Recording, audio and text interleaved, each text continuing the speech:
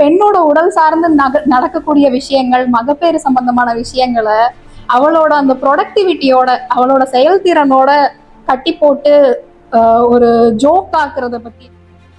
அது தீட்டு அந்த வார்த்தை தான் பயன்படுத்துறாங்க இன்னுமே. ஆக கெட்ட ரத்தம் போறது நல்லது. இப்ப சமீபத்துல கூட ரொம்ப ரொம்ப ஒரு சில நாட்களுக்கு முன்னாடி கருக்கலைப்பு எது வரைக்கும் சட்டத்துக்கு உட்பட்டு இருக்கு, அதற்கான வழிமுறைகள் என்ன? ஏன்னா இதை பத்தின விழிப்புணர்வே பெருசா இல்லை. இப்ப சமீபமா ஒரு படம் வந்துச்சு, லாக்டவுன். நான் உன் ஹஸ்பண்ட் இப்படி எழுதி வச்சிருக்காரா உன்னைய அப்படின்ட்டு கேட்பேன். எனக்கு டெலிவரிக்கு வராங்கல்ல அந்த பிள்ளைங்க, டெலிவரிக்கு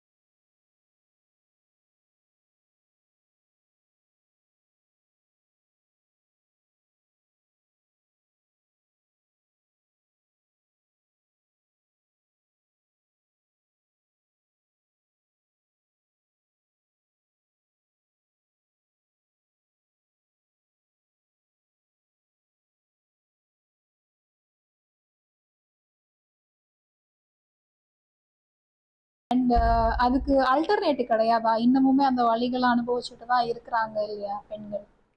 ஒரு டெத்தே நான் என்னுடைய எக்ஸ்பீரியன்ஸ்ல நான் ஒரு டெத்தை கூட நான் பார்க்கவே இல்லை அப்படின்னா, it doesn't mean I am a good doctor.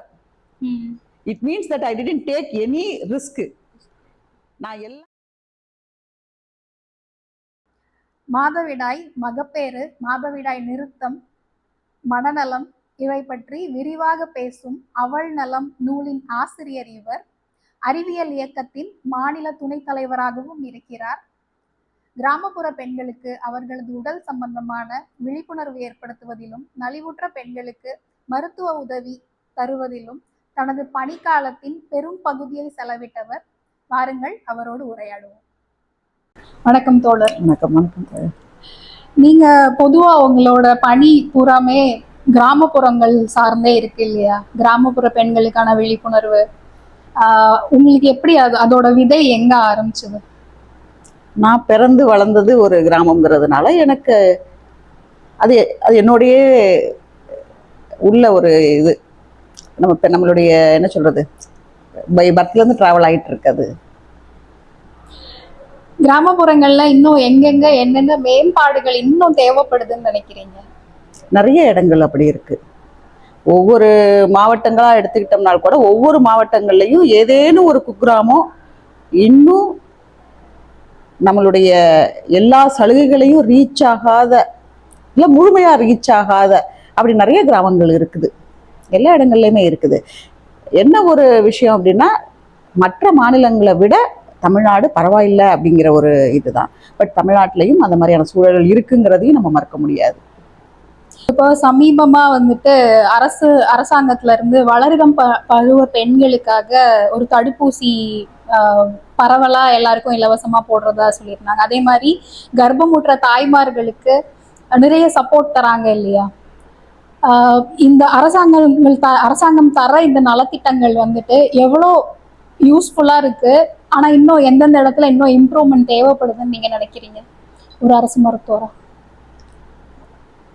Rural ஏரியாஸ்ல coverage வந்து இந்த மாதிரியான விஷயங்கள்ல ஒரு 100% கூட கவரேஜ் இருக்கும். சிட்டியில வந்து கொஞ்சம் இந்த மாதிரியான சலுகைகள் குறைவா இருக்கும். அதுக்கு காரணம் என்னன்னா, சிட்டியில இருக்க பாப்புலேஷன் வந்து கவர்மெண்ட்டுக்கு வர்றதை விட தனியாருக்கு போகக்கூடிய பாப்புலேஷன் கொஞ்சம் அதிகமாக இருப்பாங்க சிட்டி லோடில். ஸோ கிராமப்புறங்களில் அது வந்து ஒரு 100% நம்மளால ரீச் பண்ண முடியும். இப்போ இந்த புற்றுநோய்க்கான தடுப்பூசி, கருப்பை வாய் புற்றுநோய்க்கான தடுப்பூசிங்கிற ஸ்கீம் வந்து இப்போ சமீபத்தில் எடுக்கப்பட்டது. அதனால இன்னும் நம்ம ஃபுல் ஃப்ளெஜ்டாக போய் இறங்கி இன்னும் ரீச் ஆகலை. பட் மற்ற சலுகைகள், மற்ற ஸ்கீம்ஸ், என்னென்ன கவர்மெண்ட் ஸ்கீம்ஸ் இருக்கோ அந்த திட்டங்கள் எல்லாமே வந்து என் ரூட் வரைக்கும் போய் ரீச் ஆகிட்டு தான் இருக்குது. பெண்ணோட கருப்பை, அதை சுற்றி நடக்கிற அரசியல், ஒரு மருத்துவரா உங்கள் பார்வை? அதாவது இப்போ மற்ற நாடுகளில் இருக்கக்கூடிய பெண்களுக்கு இருக்கக்கூடிய ஒரு அழுத்தமும் எடுத்துக்கிட்டோம்னா, இந்தியாவில் அந்த அழுத்தம் வந்து அதிகமாக இருக்குது. எல்லா இடங்கள்லையுமே பெண்கள் வந்து, ஈவன் ஐரோப்பிய நாடுகளில் கூட பெண்கள் வந்து ஒரு இரண்டாம் பட்சமாக பார்க்கப்பட்டாங்க. அதுக்கான போராட்டத்தினுடைய முன்னெடுப்பாக தான் நமக்கு மகளிர் தினமே வந்துச்சு.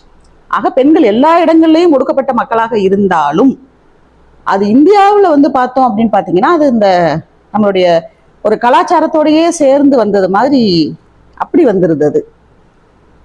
அப்ப என்ன அதுல வித்தியாசம் இருக்குது, என்ன அதுல இருக்குது அப்படின்னு பார்க்கும்போது, நம்ம இந்த பிள்ளை பேரு, கர்ப்பப்பை இது சார்ந்த ஒரு விஷயங்களை தவிர வேற என்ன இருந்துட போகுது? ஆக ஒரு உடலை வந்து இயற்கையோட அந்த ஒரு மதிப்பீடு இல்லாது கலாச்சாரம்ங்கிற பெயர்லையோ இல்லை நம்ம பண்பாடுங்கிற பெயர்லையோ பெண்கள் மீதான அழுத்தம்ங்கிறது வந்து அங்க அதிகரிக்குது. அப்ப பெண் வந்து ஒரு போதைக்கான பொருள் போல, அதுவும் இருக்கிற போதைகளே உச்சபட்ச போதை பெண்ணிடம் இருக்கிறது மாதிரியான ஒரு அழுத்தம் வந்து இங்க இருக்குது. அந்த அழுத்தங்கள் எல்லாம் தான் நமக்கு வருத்தத்தை கொடுக்கக்கூடியதாக இருக்குது. அது சார்ந்த பிரச்சனைகள் ஒட்டுமொத்த இந்தியாவிலையுமே நிறைய காணப்படுது. இதனுடைய விளைவுகள் தான் நிறைய பாலியல் வன்புணர்வுகள் ஏற்படுவதற்கான சூழல். இப்ப மாத சுழற்சி உதிரப்போக்கு காலங்கள்ல விடுப்பு கொடுக்கணுமா பெண்களுக்கு இல்ல வேண்டாமா அப்படிங்கிறது வந்து ஒரு பேச்சுவார்த்தை போயிட்டு இருக்கு. ஒரு சில மாநிலங்கள் வந்து பாத்தீங்கன்னா, அவங்க அந்த மாத சுழற்சி உதிரப்போக்கு நேரங்கள்ல விடுப்பு எடுப்பதற்கு அவங்களுக்கான ரைட்ஸ் இருக்கு. அவங்க அந்த பெயின்ல இருக்கிறாங்க, அவங்களுக்கு அந்த எலிஜிபிள் இருக்குன்னு அனௌன்ஸ்மெண்ட் இப்ப சமீபத்துல கர்நாடகா கூட அதை செஞ்சிச்சு. கர்நாடகா அரசு கூட ஒரு மருத்துவரா அந்த பார்வை வந்து சரின்னு நான் எடுத்துக்கிறேன். ஒரு மருத்துவரா அந்த பார்வை சரி, எனக்கு அந்த நேரத்துல ஒரு ஓய்வு தேவை, என்ன இருந்தாலும் அது ஒரு இழப்பு தான், அது இயற்கையான இழப்பா இருந்தாலும் அது இழப்பு தான், அதை நான் எடுத்துக்கிறேன். ஆனால் இதை வே பண்ணி பார்க்கும்போது இன்னொரு பக்கம் எனக்கு என்ன அப்படின்னா, இதை ஒரு காரணம் காட்டி என்னை ஒரு 3 நாள் என்னை முடக்குவாங்கல்ல, அதுதான் நமக்கு அதிகமா இருந்துச்சு சமூகத்துல இங்க. அதுவும் அந்த கர்ப்பப்பையை சார்ந்து இருக்கக்கூடிய ஒரு அரசியல் தான். அந்த 3 நாட்கள் பெண்கள் பொதுவெளிக்கு வரமாட்டாங்க, வீட்டிலேயே கூட ஒரு ஓரமா நிறுத்தி வச்சிருப்பாங்க. நம்ம இந்த புயல் வெள்ள அந்த நேரங்கள்ல கூட பார்த்தோம்னா, அப்ப கூட அந்த மாத சுழற்சி உதிரப்போக்கு இருக்கக்கூடிய பெண்களை வீட்டுக்கு வெளியில அந்த புயல் வெள்ளம் நேரங்கள்ல கூட அப்ப கூட நம்ம வந்து அதை வெளியில தனியா ஒரு கூரை கொட்டைக்குள்ள உட்கார வைக்கக்கூடிய சூழல் வந்து நம்ம இன்னும் தமிழ்நாட்டிலே பார்த்துக்கிட்டு இருக்கோம். ஆக அதுல இருந்தெல்லாம் மீண்டு இப்பதான் பெண்கள் ஓரளவுக்கு வந்துகிட்டு இருக்காங்க. காவல்துறையா இருக்கட்டும், இராணுவமாக இருக்கட்டும், எல்லா பணிகள்லையும் பெண்கள் 365 நாள் இயங்கக்கூடிய அளவுக்கு நம்ம வந்துகிட்டு இருக்கோம். திரும்ப கொண்டு போய் அதை அதுக்குள்ளே விட்டுருமோ அப்படிங்கிற அந்த ஒரு பயம் எனக்கு இருக்குது. ஆக அப்படி இருக்கும்பொழுது பார்த்தோம்னா, என்னோட வெயிட்டேஜ் வந்து நான் எதுக்கு கொடுப்பேன் அப்படின்னா, எனக்கு அந்த லீவு கொடுத்து என்னை கொண்டே உட்கார வச்சிடாதீங்க அப்படிங்கிறதுக்கு கொடுக்க வேண்டியிருக்குது. ஆக இதை சுத்தியான ஒரு அரசியலும் இருக்குது. அதை சொல்லக்கூடியவங்க வந்து யாருன்னு பார்க்கும் பொழுது எனக்கு அதுதான் பயமா இருக்குது. இதே மேலை நாடுகள்ல 3 நாள் லீவ் எடுத்துக்கன்னா சந்தோஷமா எடுத்துட்டு போயிடலாம். சொல்றவங்க இங்க இருக்கிறாங்களே, அதனால அந்த அரசியல் வந்து இப்போதைக்கு அது ட்ரெண்டிங்ல இருக்கக்கூடிய ஒரு அரசியல். நாம கொஞ்சம் எச்சரிக்கையா இருக்க வேண்டிய ஒரு விஷயம் அது.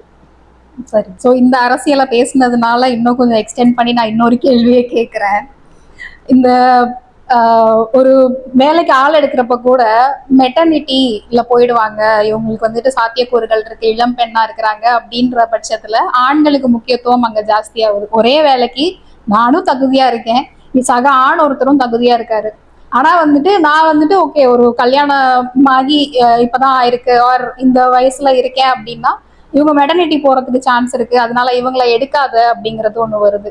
அதே மாதிரி ஆஹ் ஒரு இணையர்களுக்குள்ள சண்டை வந்த கூட உனக்கு என்ன பிஎம்எஸ்ஸா இப்படி சிடு சிடுன்னு விழுற அந்த ஒரு பெண்ணோட உடல் சார்ந்து நடக்கக்கூடிய விஷயங்கள், மகப்பேறு சம்பந்தமான விஷயங்களை அவளோட அந்த ப்ரொடக்டிவிட்டியோட அவளோட செயல்திறனோட கட்டி போட்டு ஒரு ஜோக் ஆக்குறத பத்தி என்ன நினைக்கிறீங்க ஒரு மருத்துவரா? இன்னும் அந்த புரிதல் வந்து எங்கும் இல்லை அப்படிங்கிறது தான்.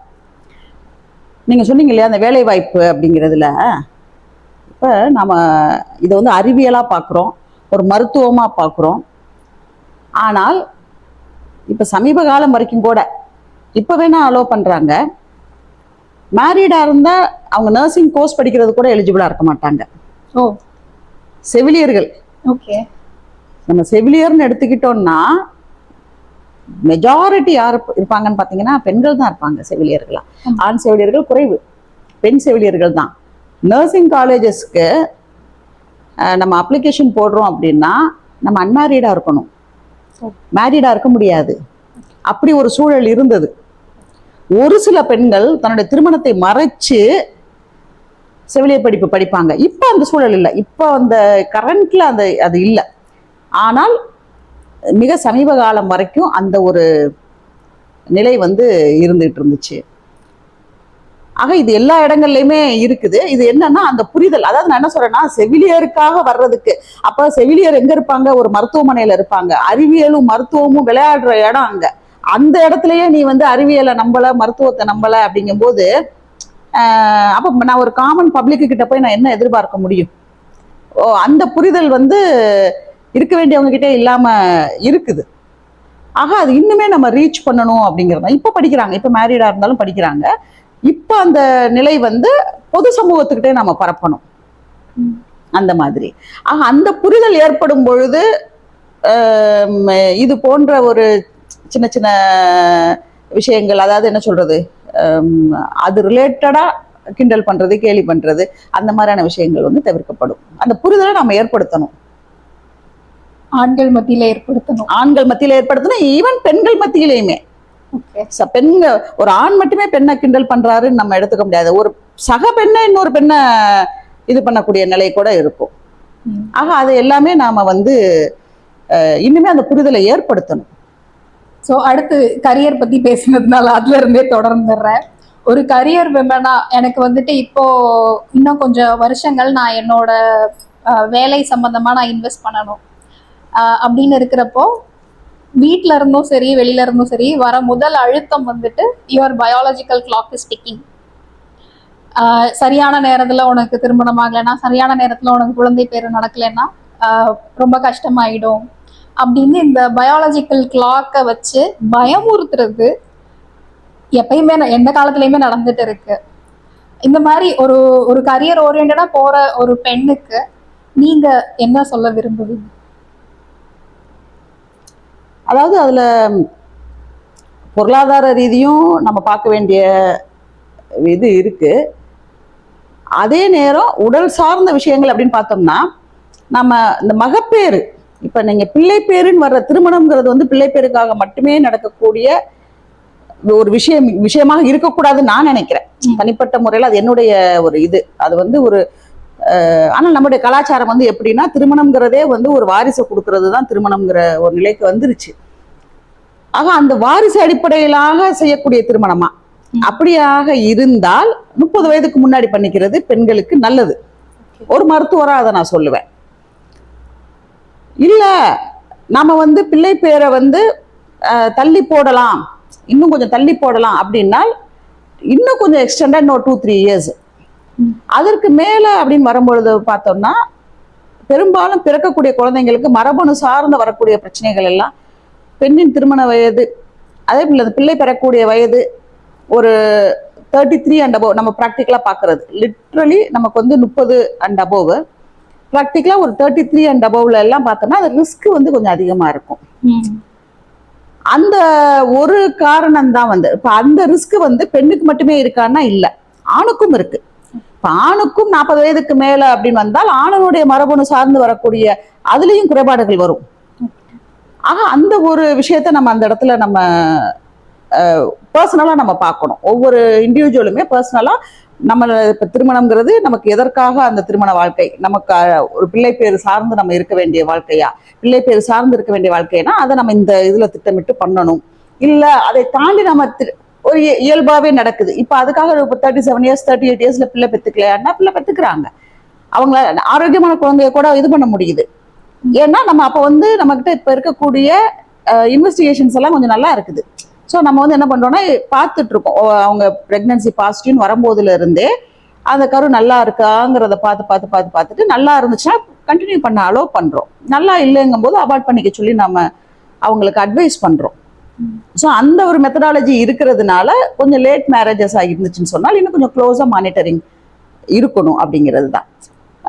இல்லை நான் வந்து கேரியருக்காக தான் அப்படின்ட்டு தான் நான் இருக்கணும், நான் வந்து ஒரு துணையாகத்தான் நான் வந்து என்னோட திருமண பந்தத்தை நான் வச்சுக்கிறேன் அப்படின்னா அது பிரச்சனை கிடையாது. அது எப்ப வேணாலும் நம்ம இது பண்ணிக்கலாம். இப்போ சமீபமா ஒரு சர்ச்சையாச்சு. ஒரு பெரிய ஆந்திர திரைப்பட நடிகரோட மனைவி ஒருத்தவங்க பெரிய ஹாஸ்பிட்டலோட இது டைரக்டரா இருக்காங்க. அவங்க வந்துட்டு கருமுட்டை சேகரிப்பை வந்துட்டு பண்ணலாம். நம்ம இப்போ உங்களுக்கு உங்களோட பணி நிமித்தமா சில வருடங்கள் குழந்தை பெற்றுக்க முடியாது அப்படிங்கிற பட்சத்துல கருமுட்டையை சேகரிச்சுட்டு அப்புறமா உங்களுக்கு எப்போ தேவைப்படுதோ அப்போ அதை வந்துட்டு எடுத்து நீங்க IVF மூலமா கருவுற்றிருக்கலாம் அப்படின்னு சொல்லி அவங்க ஒரு பேட்டியில சொல்லியிருந்தாங்க. அது மிகப்பெரிய சர்ச்சையாச்சு. அது எப்படி இது இயற்கையா நடந்தாதான் இது எல்லாரையும் நீங்க இந்த மாதிரி என்கரேஜ் பண்றீங்க அந்த மாதிரி அப்படின்ட்டு. அதே மாதிரி IVFல கூட ஓவம்ல ப்ராப்ளம் இருந்தது அப்படின்னா கருமுட்டை தானம் வந்துட்டு நான் கேள்விப்பட்டிருக்கேன். ஆனா இதோட இன்னொரு பக்கம் கருப்பு பக்கத்தை பார்த்தா IVF சென்டர்ஸ், இந்த கருத்தரித்தல் மையங்கள்ல வந்துட்டு கருமுட்டைகளை வியாபாரமாக்குறாங்க, வாங்குறாங்க அப்படின்னு சொல்லி ஒரு நியூஸ் பெட்டும் நான் பார்த்தேன். ஸோ இது ஒரு காமன் பர்ஸ்பெக்டிவ்ல, ஒரு பொதுஜன பர்ஸ்பெக்டிவ்ல எனக்கு வந்துட்டு பெருசா இதுல எந்த புரிதலுமே வரமாட்டேங்குது. ஒரு பயத்தை தான் கிளப்புது. இத பத்தி கொஞ்சம் விளக்க முடியுமா டாக்டர்? எனக்கு அந்த பர்டிகுலரா நீங்க சொன்ன சர்ச்சை வந்து அது என்னங்கிறது எனக்கு தெரியல, நான் அது கேள்விப்படலை. ஆனால் இது வந்து ஒரு சயின்ஸினுடைய டெவலப்மெண்ட்டுங்கிறது மாதிரி தான் நான் எடுத்துக்க முடியும். அதே போல நிறைய பெண்கள் இந்த வாய்ப்பை பயன்படுத்திக்கிறாங்க. வெளிநாட்டுக்கு போகக்கூடிய பெண்கள் நிறைய பேர் என்ன பண்றாங்க அப்படின்னா, நான் வந்து இப்போ திருமணம் ஆயிடுச்சு, ஆனால் என்னால் இப்போ எனக்கு குழந்தை பேர் எனக்கு வேண்டாம், ஆனால் என்னோட ஓவரியன் ஃபங்க்ஷன் இப்போ நல்லா இருக்குது, நான் திரும்பி வரும்போது நம்மளோட ஓவரியன் ஃபங்க்ஷன் எப்படி இருக்குங்கிறது நமக்கு தெரியாது. ஆக அதனால அவங்க என்ன பண்றாங்க, அந்த கருமுட்டையை வந்து எடுத்து இது பண்றாங்க. நான் வந்து இத்தனை 4 வருடம் கழிச்சு நான் வந்து அதை எடுத்துக்கிறேன் அப்படிங்கிறது. ஸோ அது வந்து ஒரு சயின்ஸினுடைய வளர்ச்சியாக தான், அறிவியலினுடைய வளர்ச்சி தான் அந்த இடத்துல. ஆனால் யாரு அது வந்து வியாபாரமா பண்ணக்கூடாதுங்கிறது தான். தேவை இருக்கிறவங்க அதை பண்ணிக்கிறதுல தப்பு இல்லை, அது ஒரு வியாபார நோக்கத்தோட பண்ணக்கூடாதுங்கிறது தான். அதுக்கடுத்து இதனுடைய முக்கிய அட்வான்டேஜா நான் என்ன பாக்குறேன் அப்படின்னா, புற்றுநோய் சார்ந்த இப்ப எல்லாம் இளவயதிலே புற்றுநோய்ங்கிறது வந்து நிறைய இருக்கு. இளவயது புற்றுநோய் நம்ம கண்டுபிடிக்கிறதுக்கு காரணம் நமக்கு இருக்க டெக்னாலஜி தான். புற்றுநோய் வந்து இப்போ ஓவராலா ஒரு பேச்சு இருக்கும். இப்போ வந்து சமீபத்துல புற்றுநோய் எங்க பார்த்தாலும் புற்றுநோயாவே இருக்கு அப்படிங்கிறது. அதுக்கு காரணம் என்னன்னா கண்டுபிடிப்புகள் அதிகமா இருக்கு. அதாவது டயக்னோசிங் டெக்னாலஜிஸ் வந்து இப்ப அதிகமா இருக்கு, அதனால ஈஸியா கேட்ச் பண்றோம் எங்க ஏஜ்லயே. அதுதான் உண்மையான காரணம். ஆக நிறைய அந்த கேன்சர் ட்ரீட்மெண்ட்டுக்கெல்லாம் போகும்போது நீங்க ரேடியேஷன் எக்ஸ்போஷர் அதிகமா இருக்கும். இப்போ CT எடுத்துக்கிட்டு இருப்போம், எக்ஸ்ரே எடுத்துக்கிட்டு இருப்போம். அந்த ரேடியேஷன் எக்ஸ்போஷர் அதிகமாக நம்மளுடைய ஓவேரியன் ரிசர்வ் வந்து குறையும், ஓவேரியன் ஃபங்க்ஷன் வந்து குறையும். இல்லை கருப்பையை சார்ந்தே ஏதாவது பிரச்சனைகள் இருக்கும். அப்போ அந்த மாதிரியான நேரங்களில் நம்ம கருமுட்டையை நம்ம அந்த ரேடியேஷன் எக்ஸ்போஷருக்குலாம் போகிறதுக்கு முன்னாடி, கதிர்வீச்சு அபாயத்துக்குள்ளெல்லாம் போகிறதுக்கு முன்னாடியே எடுத்து ரிசர்வ் பண்ணி அவங்க புற்றுநோய் சிகிச்சையவே ஒரு 5 ஆண்டு காலம் முடிச்சுட்டு திரும்ப பிள்ளை பேர் அடைந்தவர்கள் இருக்கிறாங்க. அப்ப அதை வந்து நாம அந்த சயின்ஸை பயன்படுத்திக்கணும், அந்த வளர்ச்சியை நான் பயன்படுத்திக்கணும். இயற்கையா வர்றது அப்படிங்கிறது வந்து ஓகே, இயற்கையா சேர்றது தான் அப்படிங்கிறது ஓகே. பட் ஆனால் இயற்கையா சேர முடியாத பட்சத்துல அப்படிங்கும்போது அதை நாம வந்து இது பண்ணிக்கிறோம். மிலிட்ரிக்கு போகக்கூடிய ஆண்கள் அவங்களுடைய விந்தணுக்களை கூட அவங்க வந்து ரிசர்வ் பேங்க்ல ரிசர்வ் பண்ணிட்டு போறாங்க, சேவ் பண்ணி வச்சுட்டு போறாங்க, ஃப்ரீஸ் பண்ணி வைக்கிறாங்க. அதெல்லாமே இப்போ வந்து நிறைய பயன்படுத்திக்கிறாங்க. யங்கர் ஜெனரேஷன் வந்து அதை மிக சரியா கையாளுது, மிக சரியா பயன்படுத்திக்குது அந்த டெக்னாலஜிஸ். அதனால அந்த வகையில அது பாசிட்டிவ் தான் அது. ஆனால் என்ன ஒரு வருத்தம் அப்படின்னா, இதெல்லாம் யாருக்கு சாதகமாக இருக்குன்னா பணம் உள்ளவங்களுக்கு சாதகமா இருக்கு, பணம் இல்லாதவர்களுக்கு சாதகமாக இல்லை. ஏன்னா அரசு மருத்துவமனைகள்ல இன்னும் நாம அதை கொண்டு வரல. இன்னும் நாம வந்து ஐவிஎஃப்ல இப்பதான் வந்து ஃபர்ஸ்ட் சென்னையில ஒரு சென்டர்ல கொண்டு வர்றதுக்கான திட்டங்கள் வகுத்துக்கிட்டு இருக்காங்க. நம்ம ஃபுல் ஃபிளெஜ்டா ஒரு தனியார் மருத்துவமனையில் இருக்கக்கூடிய அந்த ஐவிஎஃப் ஒரு யூனிட் வந்து இன்னும் ஒரு அரசு மருத்துவ கட்டமைப்புக்குள்ள நமக்கு வரல. ஏன்னா நம்ம இன்னுமே வந்து மக்கள் தொகை இது பண்ணணும், மக்கள் தொகையை வந்து குறைக்கணும், குடும்ப கட்டுப்பாடு அந்த லெவல்ல தான் நாம இருக்கிறோம். சோ நம்ம இந்த விஷயத்தை வந்து நம்ம என்ன கையில எடுக்கல, அரசு துறை வந்து கையில எடுக்கல.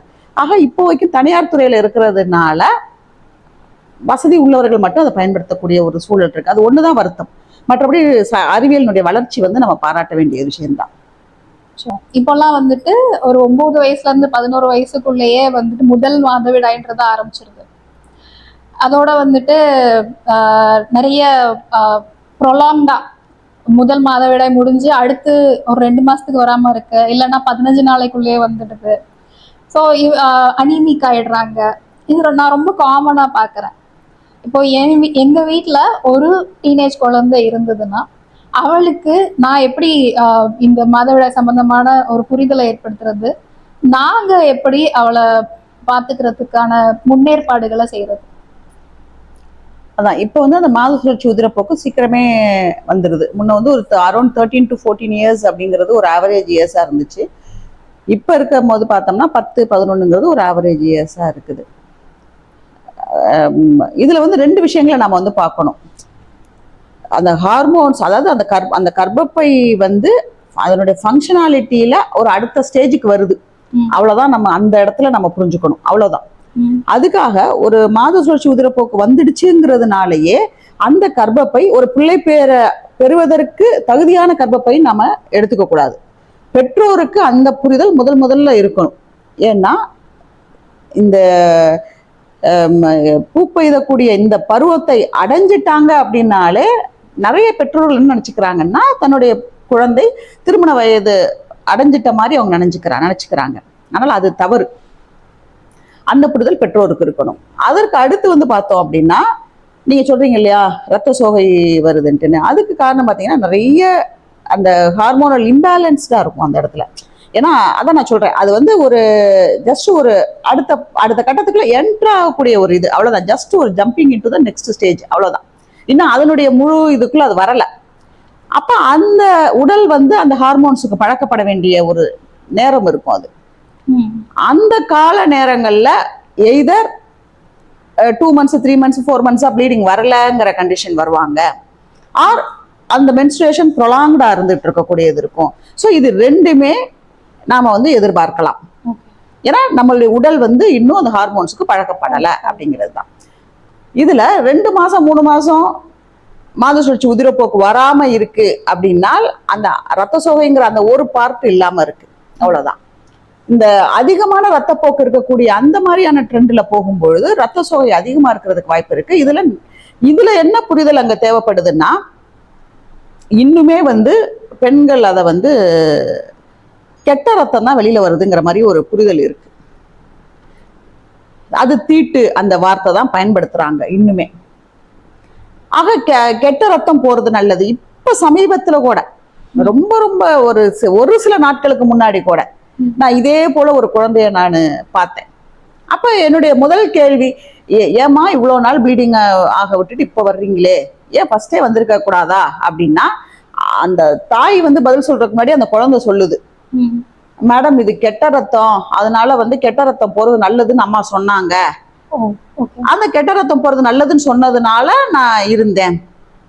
எத்தனையோ குழந்தைகளை நான் வந்து அந்த மாதிரி வந்து நான் பாக்குறேன். ஆனா அந்த புரிதல் வந்து குழந்தைங்களுக்கு ஏற்படுத்தணும், குழந்தைகளை விட பெற்றோருக்கு ஏற்படுத்தணும். ஏன்னா வரக்கூடிய ரத்தம்ங்கிறது கெட்ட ரத்தம் கிடையாது, அது நல்ல ரத்தம் தான் வருது. அப்படிங்கிறது. ஆக ஒரு 7 நாட்கள் வரைக்கும் நம்ம அனுமதிக்கலாம் ஒரு உதிரப்போக்க.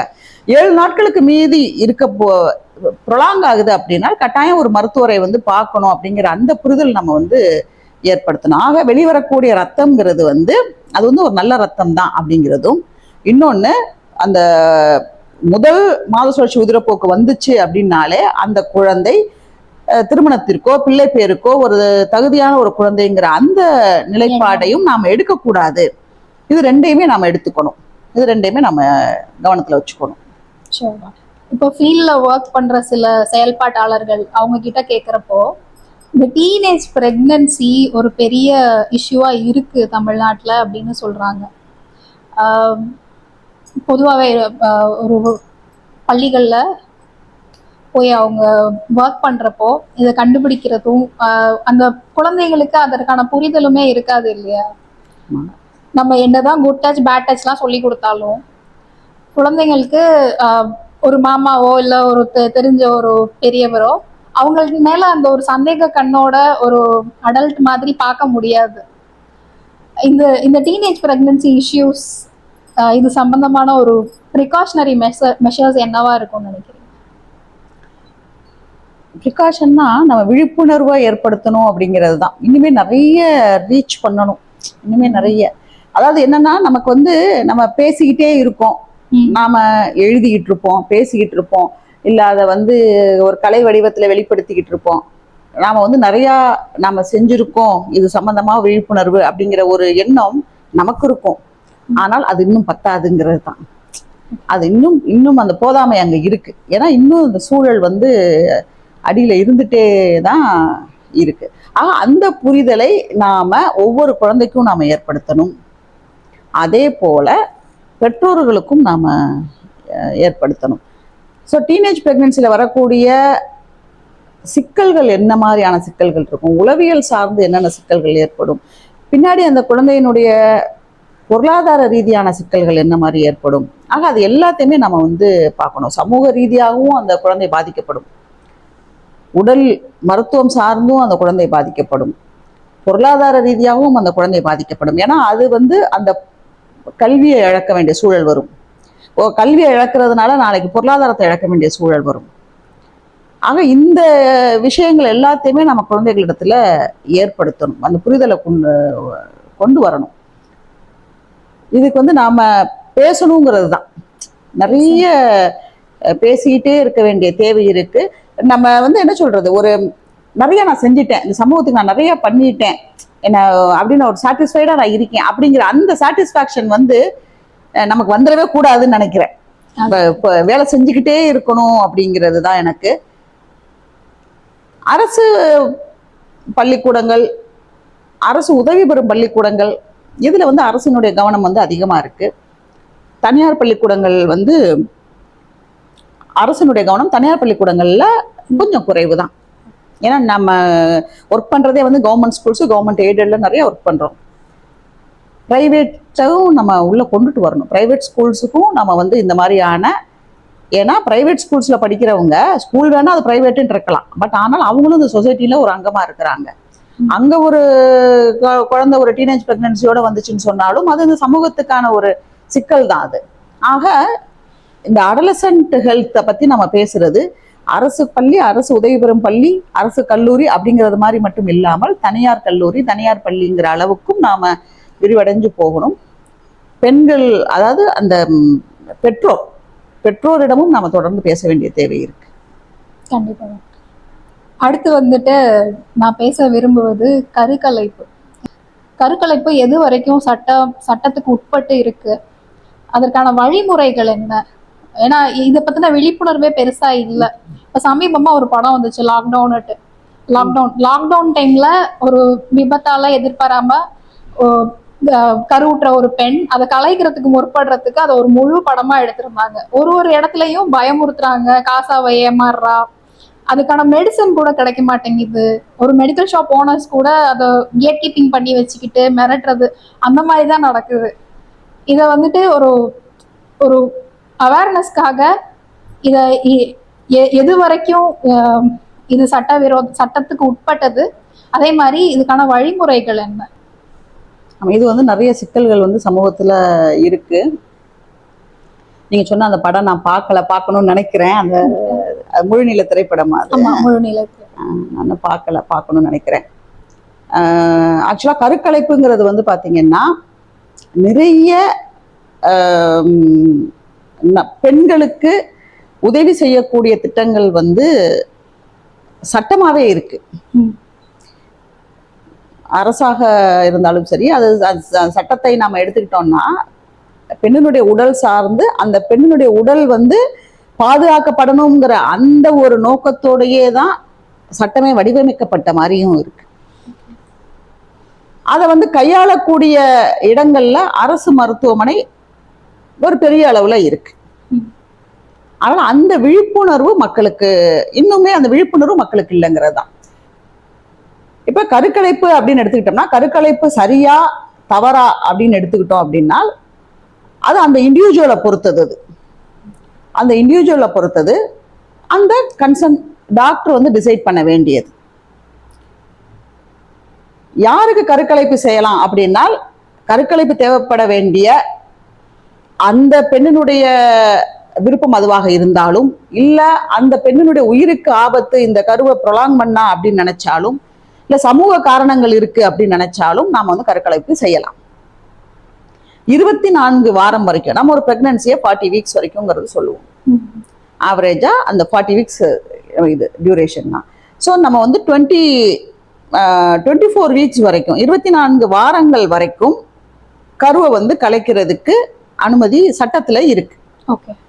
இப்ப 20 வாரங்கள் வரைக்கும்னா பிரெக்னன்சி நம்ம வந்து தள்ளி போகுது அப்படின்னா, ஒரு சைக்கிள் நம்ம மிஸ் பண்றோம் அப்படின்னா, நம்ம மிஸ் பண்ற சைக்கிள்ல நம்ம 4 to 5 வீக்ஸ்ல இருப்போம். 4 to 5 வார கருவா இருக்கும். அப்போ 4 to 5 வீக்ஸ்ல இருந்து 20 வார கரு வரைக்கும் ஒரு மருத்துவர் போதும். இப்ப நான் வந்து ஒரு மருத்துவர், மகப்பேறு மருத்துவராக இருக்கேன்னா நான் ஒருத்தர் போதும் 20 வார கரு வரைக்கும் அதை டெர்மினேட் பண்ணி கொடுக்க. 20 வாரத்துல இருந்து 24 வாரம் வரைக்கும்னா 2 மருத்துவர்கள் ஒப்புதல் வேணும். ஒரு மருத்துவர் மட்டும் டெசிஷன் அத்தாரிட்டியா இருக்கக்கூடாது. 2 மகப்பேறு மருத்துவர்கள் அந்த இடத்துல டெசிஷன் அத்தாரிட்டியா இருப்பாங்க. 24 வாரங்கள் கடந்த பிறகும் கருக்கலைப்பு செய்ய வேண்டிய தேவைகள் இருந்தால் அத ஒரு மெடிக்கல் போர்டு, அந்தந்த மாவட்டத்தில் இருக்கக்கூடிய டிஸ்ட்ரிக்ட் மெடிக்கல் போர்டு, தனியாரா இருந்தாலும் அவங்க அரசனுடைய மெடிக்கல் போர்டுக்கு வரணும். மெடிக்கல் போர்டு டிசைட் பண்ணும். ஸோ மெடிக்கல் போர்டு டிசைட் பண்ணி 24 வீக்ஸுக்கு மேல இருக்கக்கூடிய பிரெக்னன்சியை நம்ம டெர்மினேட் பண்றதுனா பண்ணலாம். ஆக நமக்கு நிறைய சாதகமான விஷயங்கள், பெண்களுக்கு சாதகமான விஷயங்கள் இதுல இருக்கு. அந்த புரிதல் நமக்கு இன்னும் கீழே கொண்டு போய் விடல. அந்த புரிதலை கீழே கொண்டு போய் நம்ம சேர்த்திருக்கோம் அப்படின்னாலும் கூட ஒரு பயம் இன்னும் இருக்கு. என்ன பயம் அப்படின்னா, நான் கருக்கலைப்புக்கு போறது வந்து என்னுடைய பிரைவசிய, என்னுடைய கான்பிடென்ஷியாலிட்டிய இந்த மருத்துவர் சிதைச்சிடுவாரோ, நான் வந்து இதை இந்த சமூகத்துக்கு தெரியப்படுத்த விரும்பல, இந்த கருக்கலைப்பை நான் சமூகத்துக்கு தெரியப்படுத்த விரும்பல, அப்ப நான் ஒரு மருத்துவர்கிட்ட உதவிக்கு போறேன். ஆனால் இந்த மருத்துவர் என்னுடைய கருக்கலைப்பு விஷயங்களை வெளியில விட்டுருவாங்களோ, எனக்கு இதுல அழுத்தம் வருமோ அப்படிங்கிறதுனாலதான் நிறைய நேரங்கள்ல ஒரு படித்த மருத்துவர்கிட்டயோ இல்ல ஒரு அரசு மருத்துவமனைக்கோ வருவதற்கு தயங்கி கொண்டு படிக்காத யாருக்கிட்டயோ போய் ஒரு டெர்மினேஷனுக்குன்னு போய் சிக்கல்ல மாற்றுறது அந்த இடங்கள்ல தான். அதனால அப்படி செய்ய வேண்டாங்கிறது தான் என்னுடைய ஒரு வேண்டுகோள். ஏன்னா எல்லா அரசு மருத்துவமனைகள்லையுமே இதை வந்து இலவசமா பண்றாங்க. 24 வீக்ஸ் வரைக்கும் பண்றாங்க. பிரைவசி அண்ட் கான்பிடென்ஷியாலிட்டி 100% மெயின்டைன் ஆகுது அங்க. தனியார் மருத்துவமனைகள்ல இருந்தாலும் கூட இப்ப நான் பார்க்கக்கூடிய இடங்கள்ல எந்த இடத்துலையும் அந்த ஒரு தாய ஒரு ரெஸ்பெக்ட்ஃபுல்லா நடத்தாத ஒரு சூழல் வந்து இப்ப நான் பார்க்கல, சமீபத்துல நான் எங்கேயுமே பார்க்கல. ஆனால் அந்த ஒரு பயம் இருக்கு, நம்மளை வந்து தப்பா ஜட்ஜ் பண்ணிடுவாங்களோ, நம்மளை வந்து ஒரு நம்மளை ஒரு குற்றவாளியா அங்க நிறுத்திடுவாங்களோ, நம்மளை மோசமானவன் நினைச்சிடுவாங்களோ அப்படிங்கிற அந்த பார்வை இருக்கிறதுனால ஒரு தயக்கம் தான் இருக்கு. அந்த தயக்கம் வேண்டாங்கிறது தான் இன்னொன்னு. அந்த பிரைவசி கான்பிடென்ஷியாலிட்டியை மெயின்டைன் பண்ண வேண்டியதுங்கிறது வந்து நான் வந்து ஒரு மனிதாபிமான அடிப்படையில செய்யறேங்கிறது கூட கிடையாது. நான் வந்து ஐயோ பாவம் ஒரு மனிதாபிமான அடிப்படையில் நான் செய்யறேன் அப்படிங்கிறது கிடையாது. அதை நான் செய்யணுங்கிறதையும் சட்டம் சொல்லுது. ஓகே. அதை நான் செய்யணும். அந்த ஒரு கருக்கலைப்பு நான் செய்யறேன். அந்த கருக்கலைப்பை வந்து அந்த கான்பிடென்ஷியாலிட்டி நான் மெயின்டைன் பண்ணலைன்னா நான் ஓராண்டு சிறை தண்டனைக்கு நான் உட்படுத்தப்படுவேன். அந்த கான்பிடென்ஷியாலிட்டியை மெயின்டைன் பண்ணலைனாலே. ஸோ சட்டத்தில் அதற்கு இடம் இருக்கு. ஆக இந்த அளவுக்கான விஷயங்கள் இருக்கும் பொழுது பெண்கள் வந்து தைரியமா வரலாம் அப்படிங்கிறது. அது அந்த நேரத்துல தேவையில்லாத கருவாக இருக்கலாம். யாருமே அந்த இடத்துல ஜட்ஜ்மெண்டெல்லாம் இருக்க போறது கிடையாது. அந்த ஒரு பயம் இல்லாம வரலாம். அரசு மருத்துவமனைகள்ல கட்டாயம் வந்து 24 வீக்ஸ் வரைக்கும் பண்ணிட்டு தான் இருக்கும். நீடுக்கு தகுந்த மாதிரி பண்ணிட்டு தான் இருக்கும். இது சம்பந்தமா ஒரு துணை கேள்வி. இந்த கன்சென்ட் ஃபார்ம் இருக்குல்ல, பிரெக்னன்சியை டெர்மினேட் பண்ணணும் அப்படிங்கிறது, கன்சென்ட் ஃபார்ம்ல இணையரோட கையெழுத்து அவசியமா? இல்ல, இணையருடைய சட்டப்படி தேவையில்லை. சட்டப்படி தேவையில்லை. ஆனால் ஒரு பயம், கணவர் வந்து கேட்டுருவாரோ, ஒரு சிக்கல்ல இருக்குமோ அப்படிங்கிற இதுல வந்து தன்னை தற்காத்து கொள்ள அந்த மருத்துவ நிர்வாகம் வந்து ஒரு கூட இருக்க அட்டெண்டர் கிட்ட சைன் வாங்குறாங்க. ஆனால் அட்டெண்டரே இல்ல மேடம், நான் மட்டும்தான் வந்திருக்கேன் அப்படின்னா அந்த இடத்துல நம்மளுடைய திங்கிங் என்னவா இருக்கும்னா, அந்த பெண்ணுக்கான கேர்டேக்கர் யாரா இருப்பாங்க அப்படிங்கிறது தான். ஸோ நான் வந்து ஒரு மெடிசனை கொடுக்குறேன், ப்ளீட் ஆகிட்டு இருக்கோம். அப்போ ப்ளீட் ஆகும்போது அந்த பேஷண்ட்டை யார் கேர் பண்ணிக்குவா, அந்த கிளையண்ட்டை யார் கேர் பண்ணுவா, அந்த கேர்டேக்கருக்கு எனக்கு ஒரு ஆள் வேணுமேங்கிற இடத்துல தான் நம்ம அட்டெண்டரை தேடுறது. அந்த இடத்துல மெயினா அதுதான். இன்னொன்று வந்து நாளைக்கு கணவர் வந்து கேட்டுறக்கூடாது, இல்லை வேற யாரும் வந்து கேட்டுறக்கூடாதுங்கிறதுக்காக கணவருடைய கையெழுத்து அப்படிங்கிறது கேட்குறாங்க. இல்ல அது வந்து அப்படி இல்ல, கொண்டு வர முடியாது, எனக்கு கணவர் இல்ல அப்படிங்கிறது கூட நிலை வந்தாலுமே, அவங்க வந்து ஒரு விடோவா கூட இருக்காங்க. ஆனால் அவங்க வந்து அந்த விடோங்கிறத சொல்லிட்டு ஒரு கருக்கலைப்புக்குன்னு வந்தாங்கன்னா சமூகம் அவங்கள பார்க்கக்கூடிய பார்வைங்கிறது வந்து ரொம்ப ரொம்ப மோசமானதாக இருக்கு. ஆனால் அதை வந்து ஒரு மருத்துவமனை வந்து சரியா தவறாங்கிற தீர்மானிக்கிற இடத்துல இருக்கக்கூடாதுங்கிறது தான் என்னுடைய ஒரு இது. ஆனால் நானே பார்க்கிறேன், இன்னும் அந்த புரிதல் வந்து மருத்துவம் சார்ந்த மக்களிடமும் இல்லாம இருக்கிறத நான் பார்க்கிறேன். அப்படி இருக்கக்கூடாதுங்கிறது தான். அந்த மாதிரியான கேட்டகரியில வந்து என்னைய பொறுத்த மட்டும் அவங்க ஒரு கிளையண்ட், அவங்க எலிஜிபிள் ஆகுறாங்களா, சட்டத்துக்கு உட்பட்டு அவங்க எலிஜிபிள் ஆகுறாங்களா, சட்டத்துக்கு உட்பட்டு எலிஜிபிலிட்டினா என்ன, மோர் தென் 18 இயர்ஸா இருக்காங்களா, அவங்க மேஜரா இருக்கிறாங்களா, லெஸ் தென் 24 வீக்ஸா இருக்காங்களா. லெஸ் தென் 20 வீக்ஸா இருந்தாங்கன்னா நான் ஒருத்தர் போதும். 20 to 24 வீக்ஸா இருந்தா இன்னொரு டாக்டர்னுடைய அனுமதியோட நம்ம பண்ணணும். லெஸ் தென் 18 வீக்ஸா இருக்கிறாங்களா, லெஸ் தென் 18 வீக்ஸா இருந்தாங்கன்னா அது போக்சோ கீழே வரும். ஸோ லெஸ் தென் 18 வீக்ஸ்ல வரும்போது டெர்மினேட் பண்ணுவோம். 18 இயர்ஸ் லெஸ் தென் 18 இருந்தால் நம்ம வந்து போக்சோ கீழே கொண்டு வருவோம். அப்ப காவல்துறைக்கு, சைல்டு வெல்ஃபேருக்கு நம்ம இன்ஃபார்ம் பண்ணுவோம். ஸோ எல்லாமே சட்டத்திற்கு உட்பட்டு அங்க நம்ம செய்வோம். எல்லாத்துக்குமே வந்து அந்த கன்சர்ன் பர்சனுடைய கையெழுத்து இருந்தால் போதும். அண்டர் 18க்கு மட்டும்தான் அட்டெண்டருடைய பேரண்ட்ஸோட சைன் வேணும். இப்போலாம் வந்துட்டு திருமணம் தேவைப்படலை, எனக்கு கமிட்மெண்ட் வேண்டாம், நாங்க லிவ்இன்ல இருக்கோம் அப்படின்னு போறவங்க இருக்காங்க. இந்த மாதிரி புதிய உறவுக்குள்ள போற இணையர்களுக்கு என்னென்ன பாதுகாப்பு வழிமுறைகளா இருக்க முடியும்? இது வந்து இப்ப நிறைய நம்ம இந்த மாதிரியான ஒரு லிவிங் டுகெதர் வந்து நம்ம பார்த்துட்டு தான் இருக்கிறோம். இதுல பிள்ளை பேர் வேண்டாம் அப்படின்னு நினைச்சால் தற்காலிக கருத்தடை சார்ந்த விஷயங்கள் ஏதேனும் ஒரு டெக்னாலஜியை அவங்க வந்து பயன்படுத்தணுங்கிறது தான். நம்ம ஏற்கனவே சொன்னது போல அபார்ஷனுக்கு சட்டத்திலே இடம் இருக்கு, கருக்கலைப்புக்கு சட்டத்திலே இடம் இருக்கு அப்படிங்கிறதுக்காக, ஒரு பிள்ளை பேர் வேண்டாம் அப்படிங்கிறதுக்காக கரு உருவாக அதை நான் வந்து அபார்ட் பண்ண, கரு உருவாக நான் அபார்ட் பண்ண, இந்த ட்ரெண்ட்ல போச்சுன்னா அந்த யூட்ரஸ் ஸ்பாயில் ஆகும். அந்த யூட்ரஸ்க்கும் உயிர் இருக்கு, ஒவ்வொரு அணுவும் அதுக்குள்ள வாழ்ந்துகிட்டு இருக்கு. ஆக அதை நான் வந்து சேஃப்டியா வச்சுக்கணும், நல்லா வச்சுக்கணும். அப்ப நான் அதை வந்து தேவையில்லாத டிஸ்டர்ப் பண்ணிட்டே இருக்குங்கிற போது அது அந்த பெண்ணினுடைய உடலை பாதிக்கும். ஆக நமக்கு இது நம்ம வந்து பிள்ளை பேர் இல்லாத ஒரு வாழ்க்கைக்கு நம்ம போறோம் அப்படின்னால் அப்ப கருத்தடை, நீங்க நிரந்தர குடும்ப கட்டுப்பாடு முறைகளுக்கு போக வேண்டாம். தற்காலிக மெத்தட்ஸ் நிறைய இருக்கு. டேப்லெட் ஃபார்ம்ஸ்ல இருக்கு, இன்ஜெக்ஷன் ஃபார்ம்ஸ்ல இருக்கு, ஆர் காப்பர் டீ அந்த மாதிரியான விஷயங்கள் இருக்குது. ஸோ இதை வந்து நாம ஏதேனும் ஒரு இதை பண்ணிக்கணும். அப்போ ஒரு மருத்துவரை, மகப்பேறு மருத்துவரை அணுகி அவங்களுடைய ஐடியா என்ன, அவங்களுடைய நோக்கம் என்னவாக இருக்கு அப்படிங்கிறத சொல்லி அவங்களுக்கு எந்த மெத்தடு சூட்டபிள் ஆகுதோ அந்த மெத்தட் அவங்க எடுத்துக்கணும். அடுத்து நான் கேட்க விரும்புறது இந்த எஸ்டிடி சம்பந்தமா. ஒன்றும் இல்லை, இப்போ பல பேரோட உறவு வச்சுக்கணுங்களோ அந்த விஷயம் கூட இல்லை. சிம்பிளா என்னோட தெரிஞ்ச ஒருத்தருக்கு டேட்டூ போட்ட இடத்துல ஹெப்படைட்டிஸ் பி அவங்களுக்கு கண்டாமினேட் ஆயிட்டாங்க. அதே மாதிரி இந்த காது குத்திக்கிறது 7-8 காது குத்திக்கிறாங்க இப்பெல்லாம். அந்த இடத்துலயும் அவங்க ஸ்டெரிலைஸ் ஆகாத நீடில்ஸ் யூஸ் பண்ணா இந்த மாதிரி இன்ஃபெக்ஷன்ஸ் ஆகுது அப்படின்னு சொல்றாங்க. அது போலவே இப்போ வேற சில இன்ஃபெக்ஷன்ஸும் இருக்கு, பால்வினை நோய்கள் நிறைய இருக்கு. இது சம்பந்தமா பாதுகாப்பு வழிமுறைகள், ஒருவேளை ஒருத்தருக்கு பால்வினை நோய் இருக்கு அப்படிங்கிற பட்சத்துல சிகிச்சைகள் என்னென்ன இருக்கு? பால்வினை நோய்கள் வந்து நிறைய நமக்கு கேட்டகரைஸ் பண்ணி கொண்டு போக முடியும்.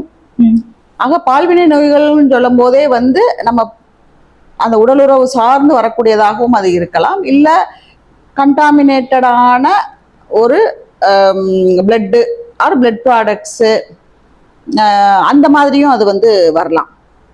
இப்போ நீங்கள் டேட்டூவெல்லாம் சொல்லும் போது வந்து அந்த மாதிரி தான், நம்ம குத்தும்போது நம்மளுடைய பிளட் ஸ்ட்ரெயின் வந்து அதில் போயிருந்திருக்கும், அது ஒழுங்காக ஸ்டெர்லைஸ் ஆகிருக்காது, அது அடுத்த ஆளுக்கு அது அப்படி கேரி ஆன் போகிறது. அதனால தான் நிறைய பேர் பச்சை குத்தி இருக்காங்க அப்படின்ட்டு சொல்லும் போது நிறைய பச்சை குத்தி இருக்கவங்க கிட்ட இருந்து பிளட்டு நாங்கள் வாங்க மாட்டோம். பிளட்டு டோனர்ஸ் வர்றாங்க இல்லையா, பிளட் டொனேட் பண்ண வர்றாங்கல்ல. இப்போ ஒரு கேண்டிடேட் வந்து பச்சை குத்திட்டு இருக்காரு, ஒரு கேண்டிடேட் பச்சை குத்தாம இருக்கிறாரு, 2 பேருமே ஒரு அவசரத்துக்கு எனக்கு பிளட் டொனேட் பண்ண வர்றாங்கன்னா நான் பச்சை குத்தி இருக்காத ஒரு கேண்டிடேட் தான் நான் பிளட் வாங்குவேன். அவங்க ரிஸ்க்கை நம்ம தவிர்க்கணும் இல்லையா. ஸோ அவங்களால பிளட் டொனேட் பண்ண கூட முடியாது.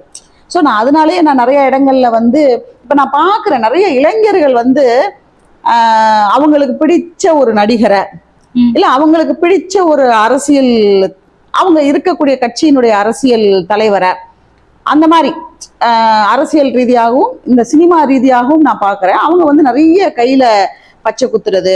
அதே போல பெண்கள் அது போக நிறைய இருக்கு டாக்டர். அனிமே குத்திக்கிறாங்க, அதே மாதிரி கிரீக் மைத்தாலஜில இருந்து எடுத்து குத்திக்கிறாங்க. நிறைய நிறைய நிறைய வருது. கையில வந்து பார்த்தோம் அப்படின்னா கையில ஃபுல்லா பச்சை குத்திட்டு வரக்கூடிய பெண்கள் நான் நிறைய பார்க்குறேன். நிறைய, அதாவது கையில வந்து அந்த கணவருடைய பேரை வந்து ஃபுல் லென்த்துக்கு எழுதி வச்சிருக்காங்க. நான் உன் ஹஸ்பண்ட் இப்படி எழுதி வச்சிருக்காரா உன்னைய அப்படின்ட்டு கேட்பேன். எனக்கு டெலிவரிக்கு வர்றாங்கல்ல அந்த பிள்ளைங்க, டெலிவரிக்கு வர பிள்ளைங்கள்ட்ட கேட்பேன், நீ இப்படி குத்தி வச்சிருக்கியப்பா, உன் ஹஸ்பண்ட் இப்படி குத்தி வச்சிருக்காரான்ட்டு. இல்லை மேடம்ங்கோ. அப்புறம் நீ ஏன் இப்படி குத்தி வச்சுட்டு உட்காந்துருக்க, எவ்வளோ ரிஸ்க் இதில் எடுத்துக்கிற தெரியுமா அப்படின்னு. அந்த ரிஸ்க் அப்படிலாம் இருக்கான்னு அப்போ தான் கேட்பாங்க. ஸோ அந்த புரிதல் அவங்களுக்கு வந்து இல்லைங்கிறது தான். பால்வினை நோய்கள் சார்ந்து அப்படின்னா என்ன நோய், அதுக்கான ட்ரீட்மெண்ட் அப்படிங்கிறது மாதிரி நம்ம அப்படி தான் கேட்டகரைஸ் பண்ணி நம்ம வந்து போகணும். இன்னொன்று வந்து என்னென்னா, இப்போ நிறைய அறிவியல் சார்ந்து மருத்துவம் சார்ந்த வளர்ச்சி நிறைய இருக்கும் பொழுது, இப்போ முன்னெல்லாம் பார்த்தீங்கன்னா ஒரு ஹெச்ஐவி அப்படின்னாலே ஹெச்ஐவி வந்துட்டா வாழ்க்கையே முடிஞ்சிருச்சுன்னு நினைப்போம். ஹெச்ஐவின்னு வந்துட்டு அந்த குடும்பமே முடிஞ்சு போச்சு அப்படிங்கிற ஒரு நிலைப்பாடு இருந்துச்சு. ஆனால் இப்போ அப்படி இல்லை. இப்போ வந்து ஒரு சராசரி ஆயுட்காலம் 70 வயது நமக்கு இருக்கு. தமிழ்நாட்டினுடைய சராசரி ஆயுட்காலம் 74 வயதுன்னு வச்சுக்கோங்களேன். ஒரு ஹெச்ஐவியால பாதிக்கப்பட்ட ஒரு நபர் கூட 70 வயது வரைக்கும் வாழ முடியும். மருத்துவம் வந்து அந்த அளவுக்கு அவங்கள வந்து காப்பாத்தி கொண்டு வந்துட்டு இருக்கு, அவங்களுடைய வாழ்க்கையை தரத்தோட வச்சுக்கிட்டு இருக்குது. ஆக அந்த இப்ப நமக்கு அதுக்கெல்லாம் ட்ரீட்மெண்ட் இருக்கே அப்படிங்கிற எண்ணத்துல நிறைய பேர் என்னன்னா ஒரு ரிஸ்க் எடுக்கிற ஒரு விஷயத்துக்கு போறாங்க. பட் அந்த ரிஸ்க் எடுக்கக்கூடாது. பால்வினை நோய்கள் சார்ந்து நமக்கு இருக்கு அப்படின்னா எந்த மருத்துவர்கிட்ட போனாலும் தனக்கு இருக்குங்கிறத முதல்ல சொல்லணும். அதே போல தன்னுடைய லைஃப் பார்ட்னர் கிட்ட சொல்லணும். ஏன்னா ஒருத்தருக்கு இன்னொருத்தருக்கு உடல் உறவு மூலம் அது பரவக்கூடிய ஒரு இதுவா இருக்கும். அப்ப தன்னுடைய லைஃப் பார்ட்னருக்கு தெரிஞ்சிருந்திருக்கணும். அதை நம்ம பிரிப்போம். இந்த என்ன மாதிரியான நோயா இருக்குது, என்ன அளவுக்கு அவங்களோட லோடு இருக்குது, அவங்க உடல்ல எவ்வளவு லோடு இருக்குது, அப்ப அந்த லோடுக்கு தகுந்த மாதிரி எப்படியெல்லாம் ஸ்ப்ரெட் ஆக சான்சஸ் இருக்கு, அது நமக்கு இண்டிவிஜுவலைஸா பண்ணுவோம், பார்ப்போம். அப்ப அவங்களுக்கான வழிமுறைகள், நீங்க வீட்டுல இருந்து இந்த மாதிரி விஷயங்களை நீங்க செய்யணும், ஒரு பொது வெளியில இந்த மாதிரியான விஷயங்களை நீங்க செய்யணும் அப்படிங்கறத அந்த புரிதலை நம்ம ஏற்படுத்துவோம். கண்டிப்பா டாக்டர். இப்போ ஒரு கல்யாணம் ஒண்ணு வீட்டுல பாக்குறாங்க அப்படின்னா பையனோட பொண்ணோட பேக்ரவுண்ட் விசாரிப்பாங்க, சம்பளம் பார்ப்பாங்க, ஜாதி பார்ப்பாங்க, ஜாதகம் பார்ப்பாங்க. இதெல்லாம் பார்த்து கல்யாணம் பண்ணதுக்கு அப்புறம் ஒரு செக்ஷுவல் இன்கம்பேட்டபிலிட்டின்னு ஒன்று ஆயிடுச்சுன்னா அது பெருசா அந்த உறவு சோபிக்காது இல்லையா? ரொம்ப நாள் போகாது இல்லையா? இப்போ ஒருவேளை ஒரு செக்ஷுவல் இன்கம்பேட்டபிலிட்டி இருக்கு, இல்ல 2 பேர்ல யாரோ ஒருத்தருக்கு அதை பத்தின ஒரு உளவியல் ரீதியான பிரச்சனைகளோ இல்ல உடல் ரீதியான பிரச்சனைகளோ இருக்குன்ற பட்சத்துல அறிவுரையா என்ன சொல்ல விரும்புறீங்க? நம்ம வந்து அந்த இடத்துல கவுன்சிலிங் தான் நம்ம கொடுக்க முடியும். ஓகே. ட்ரீட்மெண்ட் கொடுக்கறதுங்கிறது வந்து செகண்ட் ரோல் தான். ஓகே. பிரைமரிங்கிறது வந்து கவுன்சிலிங்கிறது ஆலோசனை. நாம வந்து 2 பேரையுமே கூப்பிடுவோம், அந்த பார்ட்னர்ஸ் 2 பேரையுமே கூப்பிடுவோம். 2 பேரையுமே கூப்பிட்டு அந்த மாதிரியான கிளையன்ட்ஸ் எனக்கே இருந்திருக்காங்க. ஆக அப்படி இருக்கும் பொழுது 2 பேரையுமே கூப்பிட்டு அதுல இருக்கக்கூடிய பிளஸ் அண்ட் மைனஸஸை சொல்றது மட்டும்தான் நம்மளுடைய ரெஸ்பான்சிபிலிட்டி. ஓகே. அதை எதை சூஸ் பண்ணணுங்கிறது அவங்களுடைய பார்ட். அந்த இடத்துல வந்து நாம அட்வைஸுங்கிறது ஆர்டரிங்கா போக முடியாது, ஏன்னா வாழ போறது அவங்க. ஸோ ஆர்டரிங்கா போக முடியாது. மேடம் எனக்கு இந்த மாதிரியான ஒரு புரிதல் இல்லாம நான் இருக்கேன், இல்லை எனக்கு இந்த மாதிரியான நெருக்கடிகள் எனக்கு இருக்கு, எனக்கு இது பிடிக்கல, எனக்கு இந்த மாதிரியான செயல்பாடுகள் எனக்கு பிடிக்கல, அந்த மாதிரி சொல்லக்கூடிய கப்பிள் எனக்கிட்ட இருக்காங்க. ஆக அவங்களுக்கு திரும்ப திரும்ப ஒரு கவுன்சிலிங் கொடுக்கும் பொழுதும் ஒரு சில இடங்கள்ல ட்ரீட்மெண்ட்டையும் உள்ள கொண்டு வரும் பொழுதும் அவங்க லைஃப்ல நல்லா வந்தவங்களும் நம்மகிட்ட இருக்காங்க. ஸோ அவங்க வந்து வெளிப்படையா சொல்லுவாங்க என்ன நமக்கு தேவை, என்னங்கிறது. இல்ல அந்த மாதிரி இல்ல, எங்களுக்கு வந்து அதுல இருந்து மீண்டு வர்றதுக்குங்கிறதுக்கான விருப்பத்துல அவங்க வரல, எங்களுடைய விஷயங்களை நாங்க எக்ஸ்பிளைன் பண்றது நாங்க பண்றோம், இதுக்கான ஆலோசனையை மட்டும் சொல்லுங்க அப்படின்ட்டு நம்மள்ட்ட கவுன்சிலிங்கை மட்டும் வாங்கிட்டு போறவங்க இருக்காங்க. ஸோ டெசிஷன் மேக்கிங்கிறது அந்த கப்பிள் தான். அந்த இடத்துல ஃபோர்ஸ் பண்ணவே முடியாது நம்ம அந்த இடத்துல. அடுத்து வந்துட்டு இப்போ பரவலா கேள்விப்படுற விஷயங்கள் இன்ஃபர்டிலிட்டி இஷ்யூஸ்னு வச்சுப்போம். இப்போ மேல் இன்ஃபர்டிலிட்டின்றத வந்துட்டு நான் அதிகமாக கேள்விப்படுறேன். ஒரு எரெக்டைல் டிஸ்ஃபங்க்ஷனோ இல்லை கவுண்ட் கம்மியாக இருக்கிறதோ மொட்டிலிட்டி கம்மியாக இருக்கிறதோ, இதுக்கு வந்துட்டு ஒரு கட்டத்துக்கு மேலே நான் கேட்டால் இதுக்கு பெருசாக சிகிச்சைகள் இல்லை, நீங்கள் செயற்கை கருத்தரித்தலுக்கு தான் போகணும் அப்படின்லாம் சொல்கிறாங்க. அது உண்மையா? மேல் இன்ஃபர்டிலிட்டி இப்போ கொஞ்சம் ரைசிங் ட்ரெண்டில் தான் இருக்கு. ஓகே. ரைசிங் ட்ரெண்ட்ல இருக்குன்னால் நம்ம இப்பதான் அதை பத்தி அதிகமா பேசுறோம்னு நினைக்கிறேன். ஓகே. அதனாலதான் அது ரைசிங் ட்ரெண்ட்ல இப்போதைக்கு அது இருக்குமா இருக்கும். ஏன்னா நாம வந்து ஒரு பெண் அவங்களுக்கு குழந்தை பிறக்கல அப்படிங்கிறதுக்காகவே எந்த ஒரு இன்வெஸ்டிகேஷன்ஸ் எதுக்குமே போகாம அந்த கணவனுக்கு 2வது திருமணம் செஞ்சு வச்சுட்டு 2வது திருமணத்திலையும் கரு நிக்காம அதுக்கு பிறகு அங்க வந்து மேல் பார்ட்டு தான் பிரச்சனைங்கிறத கண்டுபிடிச்ச குடும்பங்கள் இருக்காங்க. ஸோ அந்த மாதிரியான செட்டப்ல இருந்துட்டு இப்போதான் வந்து ஆரம்பத்திலே கண்டுபிடிக்கிறது, ஆரம்பத்திலே வந்து தன்னை பரிசோதனைக்கு உட்படுத்திக்கிறது, அந்த மாதிரி வரும்பொழுது மேல் இன்ஃபர்டிலிட்டியை நம்ம நிறைய பார்க்குறோம். மெயின் காரணம் ஒரு ஸ்ட்ரெஸ்ஃபுல் லைஃப்குள்ள நம்ம போயிட்டு இருக்கிறது தான் மெஜாரிட்டியான ஒரு இன்சிடென்ட்ஸாக நம்ம பார்த்துட்டு இருக்கோம். அதுக்கு சிகிச்சை இல்லை அப்படிங்கிறது எடுத்த உடனே நம்ம சொல்ல முடியாது. ஸோ மேல் இன்ஃபர்டிலிட்டியா சிகிச்சை இல்லை அப்படிங்கிறது சொல்ல முடியாது. எந்த அளவுக்கு ஃபீமேல் இன்ஃபர்டிலிட்டிக்கான ஒரு சிகிச்சைகள் நமக்கு இருக்கோ அந்த அளவுக்கு மேல் இன்ஃபர்டிலிட்டிக்கான ஒரு சிகிச்சைகளும் இருக்கு. ஆனால் என்னன்னா தான் நான் சொல்றேன்ல, இந்த இன்ஃபர்டிலிட்டிங்கிற பார்ட் வந்து இன்னும் நம்ம நிறைய அரசு சார்ந்த மருத்துவமனைகள்ல நம்ம இன்னும் கையில எடுக்காத ஒரு விஷயமா இருக்குது. ஆக அந்த நேரங்கள்ல அவங்க தனியாருக்கு தான் போக வேண்டியது இருக்குது. தனியார்ல வந்து இன்னும் சமூகத்துல வந்து பாருங்களேன், என்னுடைய மனைவிக்கு இந்த பிரச்சனை இருக்கு, எனக்கு குழந்தை இல்லை அப்படிங்கறத வந்து அந்த குடும்பமே வெளிப்படையா சொல்றதுக்கு ஒரு தயக்கம் இருக்காது. என் மருமகளுக்கு சின்ன பிரச்சனைப்பா, என் மருமகளுக்கு குழந்தை பெற்றுக்க முடியாது, இல்லை என் மகளுக்கு, ஆனால் எந்த ஒரு தாயுமே என் மகனுக்கு பிரச்சனை இருக்கு அப்படிங்கறத இன்னும் வெளிப்படையா சொல்ற அளவுக்கு இந்த சமூகம் வரல. அப்ப அவங்க ட்ரீட்மெண்ட்டுக்குன்னு எத்தனை தடவை போவாங்க? ஒரு பெண்ணை கூப்பிட்டுட்டு ஒரு 10 தடவை நடப்பாங்க டாக்டர் கிட்ட. ஒரு இன்ஃபர்டிலிட்டிக்கு வந்து ஃபீமேல் பார்ட்ல தான் ப்ராப்ளம்னா ஒரு 10 தடவை மருத்துவமனைக்கு நடப்பாங்க. மேல் பார்ட்ல தான் பிரச்சனைனா 10 தடவை நடக்க மாட்டாங்க. அவங்க அந்த மருத்துவமனைக்குள்ள வர்றதுக்கே தயங்குவாங்க, மருத்துவரை பார்க்க தயங்குவாங்க. இன்னும் வந்து அந்த ஆண்கள் கிட்ட அந்த ஒரு இது இருக்குது. ஆக அவங்க அந்த சிகிச்சைக்கு அப்ப என்ன ஆகுதுன்னா அங்க வேகமா ஒரு ரெமெடி தேவைப்படுது. அந்த வேகமான ரெமெடிக்கு ஐவிஎஃப் பயன்படுது. ஓகே, வேகமான ரெமெடிக்கு ஐவிஎஃப் பயன்படுது. இன்னொன்னு, ஐவிஎஃப் யார் கையில இருக்கு? ஒரு பெரிய பெரிய கார்பரேட் கையில இருக்கு. அப்ப அந்த இடங்கள்ல போகும்போது கீழே வந்து ரொம்ப தெரியாது, விஷயங்கள் ரொம்ப தெரியாது. ஸோ அவங்களுடைய நம்பிக்கை வந்து அந்த மாதிரியான செட்டப்ல இருக்கு. அப்ப அங்க அவங்களுக்கு சிகிச்சையும் கிடைக்குதுங்கும் போது அதை சூஸ் பண்றாங்க. மற்றபடி ட்ரீட்மெண்ட் இல்ல, மேல் இன்ஃபர்டிலிட்டிக்கு வந்து ட்ரீட்மெண்ட் இல்ல அப்படின்னு நம்ம மறுக்கிறதுக்கெல்லாம் இல்ல, அதுக்கும் ட்ரீட்மெண்ட் இருக்கு. பொறுமை வேணும் முதல்ல. பொறுமை இருக்கணும். அதை வந்து வெளிப்படுத்த தயங்கக்கூடாதுங்கிறதான். ஏன்னா 50-50 சான்சஸ். ஃபீமேலுக்கு 50% சான்ஸ்னா மேலுக்கு 50% சான்ஸ். அந்த 50 உன் கையில தான் இருக்குங்கிறத வந்து நீ புரிஞ்சுக்கணும். அத அந்த அந்த குறிப்பிட்ட நபர் மட்டும் இல்ல, அந்த குடும்பமும் புரிஞ்சுக்கணும். அத ஒரு வயது தாண்டி ஒரு 30 வயசுக்கு மேல, ஒரு 35 வயசுல கருவுறாங்க, கொஞ்சம் ரிஸ்கி பிரெக்னன்சி அப்படின்னு வந்துட்டு சொல்லுவாங்க இல்லையா? ஒருவேளை எங்க வீட்டுல ஒருத்தருக்கு ரிஸ்கி பிரெக்னன்சி இருக்குன்ற பட்சத்துல என்னென்ன பாதுகாப்பு வழிமுறைகள், எவ்வளவு ஜாக்கிரதையா பார்த்து? நம்ம வந்து அதை வந்து ஹை ரிஸ்க் பிரெக்னன்சிஸ்ன்னு சொல்லுவோம். ஹை ரிஸ்க் பிரெக்னன்சிஸ் அப்படின்னா ஏஜ் மோர் தென் 35, அதோட வேற ஏதேனும் இணை நோய்கள் ஏதேனும் சேர்ந்து இருந்துச்சுன்னால், ஒபிசிட்டி, பிபி, சுகரு, அது ஹை பிபி, ஹை சுகரு, இல்லை வேறு ஏதாவது இருதயம் சார்ந்த பிரச்சனைகள், அந்த மாதிரி ஏதேனும் ஒன்று சேர்ந்து வரும்போது ஹை ரிஸ்க் ப்ரெக்னன்சிஸ்ன்னு நம்ம சொல்லிக்குவோம். ஸோ எல்லா ப்ரெக்னன்சிஸுமே வந்து பிரசவங்கிறது இன்ஸ்டிடியூஷனலாக இருக்கணுங்கிறது தான், மருத்துவமனையில் இருக்கணும் அப்படிங்கிறது தான்.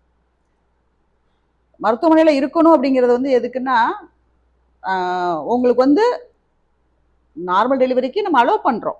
பட் இஃப் நீடு உடனே உங்களை ஒரு அறுவை சிகிச்சைக்கு ஷிஃப்ட் பண்ணுறதுக்கான ஒரு ஸ்பேஸ் அங்கே இருக்குங்கிறதுனால தான் மருத்துவமனை சார்ந்த பிரசவம் இருக்கணுங்கிறோம். ஹை ரிஸ்க் அப்படிங்கும்பொழுது என்ன மாதிரியான ஹை ரிஸ்க்குங்கிறது தெரிஞ்சிருக்கணும்.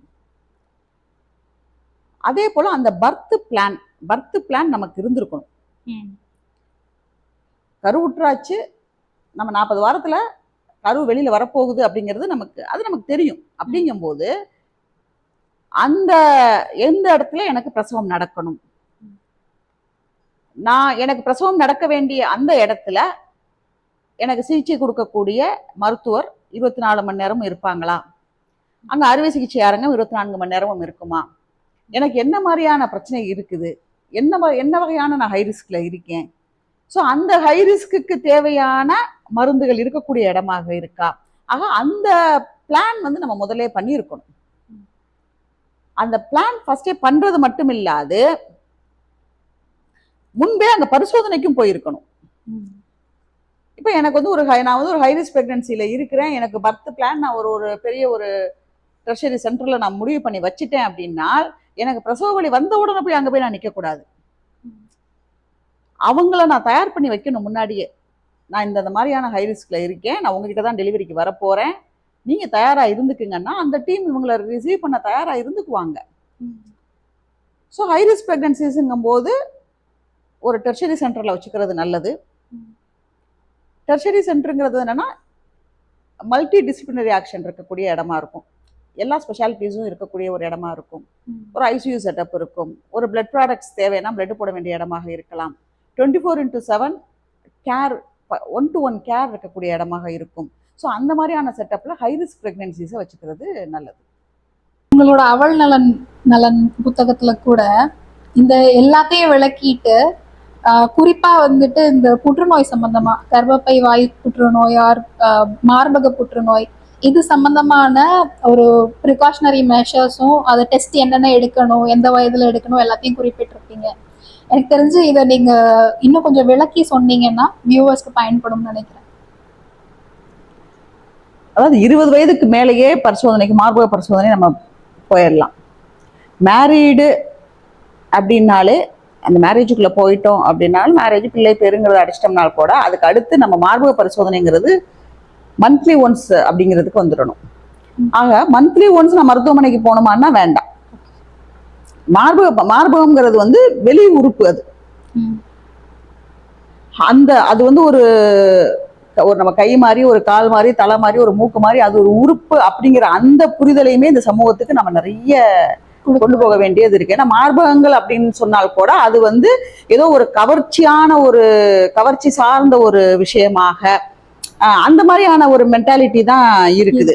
ஆக அந்த மென்டாலிட்டியில இருக்கிறதுனாலயே பெண்கள் எந்த வகையில பாதிக்கப்படுறாங்க அப்படின்னா, ஒரு சின்ன பிரச்சனை வந்துச்சுன்னா கூட போய் எக்ஸ்போஸ் பண்றதுக்கு தயங்குறாங்க.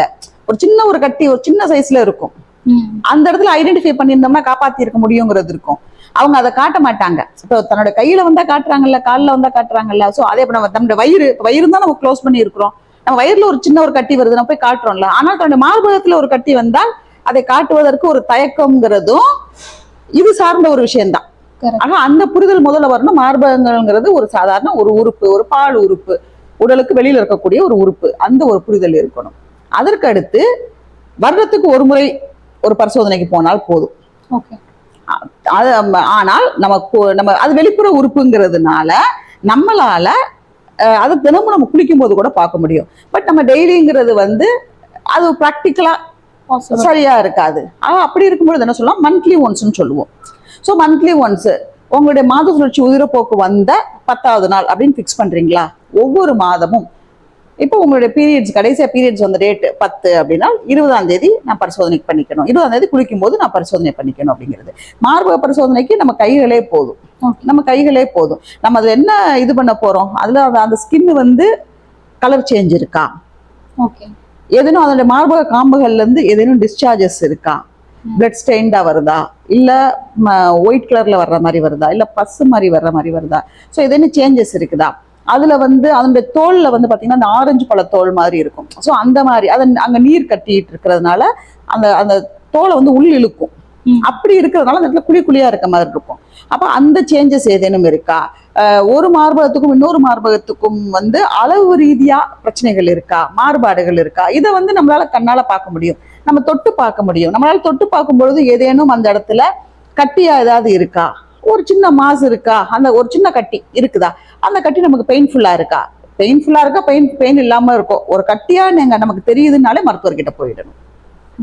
இதை நம்மளால தினசரி பார்க்க முடியும்னாலும் மாதம் ஒரு முறைங்கிறத நாம வச்சுக்கணுங்கிறது சொல்றது. அது பீரியட்ஸ் வந்த பிறகு நம்ம வச்சுக்கிறது தான் கரெக்டா இருக்கும். பீரியட்ஸ் வந்த ஒரு 10th டேங்கிறது கரெக்டா இருக்கும். கருப்பை வாய் புற்றுநோய் நம்ம சொல்றோம். கருப்பை வாய் புற்றுநோய் பார்க்கறதுக்குங்கிறது மோர் தென் 35 இயர்ஸ் இருக்கக்கூடிய எல்லா பெண்களும் வாங்கன்னு சொல்லிக்கிட்டு இருந்தோம். அடுத்து மோர் தென் 30 இயர்ஸ் இருக்கவங்களே வாங்கணும். இப்போ வந்து மோர் தென் 20 இயர்ஸ் கூட வாங்கன்னு தான் சொல்லிக்கிட்டு இருக்கிறோம்.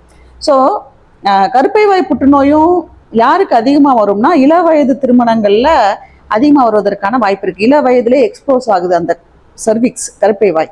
ஸோ அவங்களுக்கு சான்சஸ் அதிகம் கருப்பை வாய் புற்றுநோய் வர்றதுக்கு. ஸோ நம்ம டீனேஜ் பிரெக்னன்சிஸ் அதிகரிக்க இந்த ரிஸ்க் இந்த சைடு அதிகரிக்குது.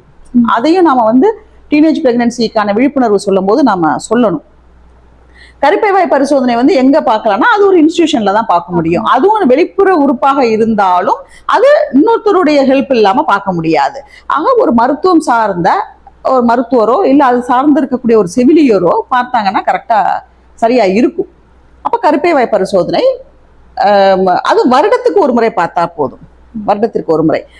வீட்டுல யாருக்கேனும் பிரச்சனைகள் இருக்கு, புற்றுநோய் எந்த வகையான புற்றுநோயாகவே இருந்தாலும், ஏன்னா புற்றுநோய் வந்து ஒரு ஹெரிடிட்டரியா வர்றதுக்கான சான்சஸ் வந்து அதிகம்.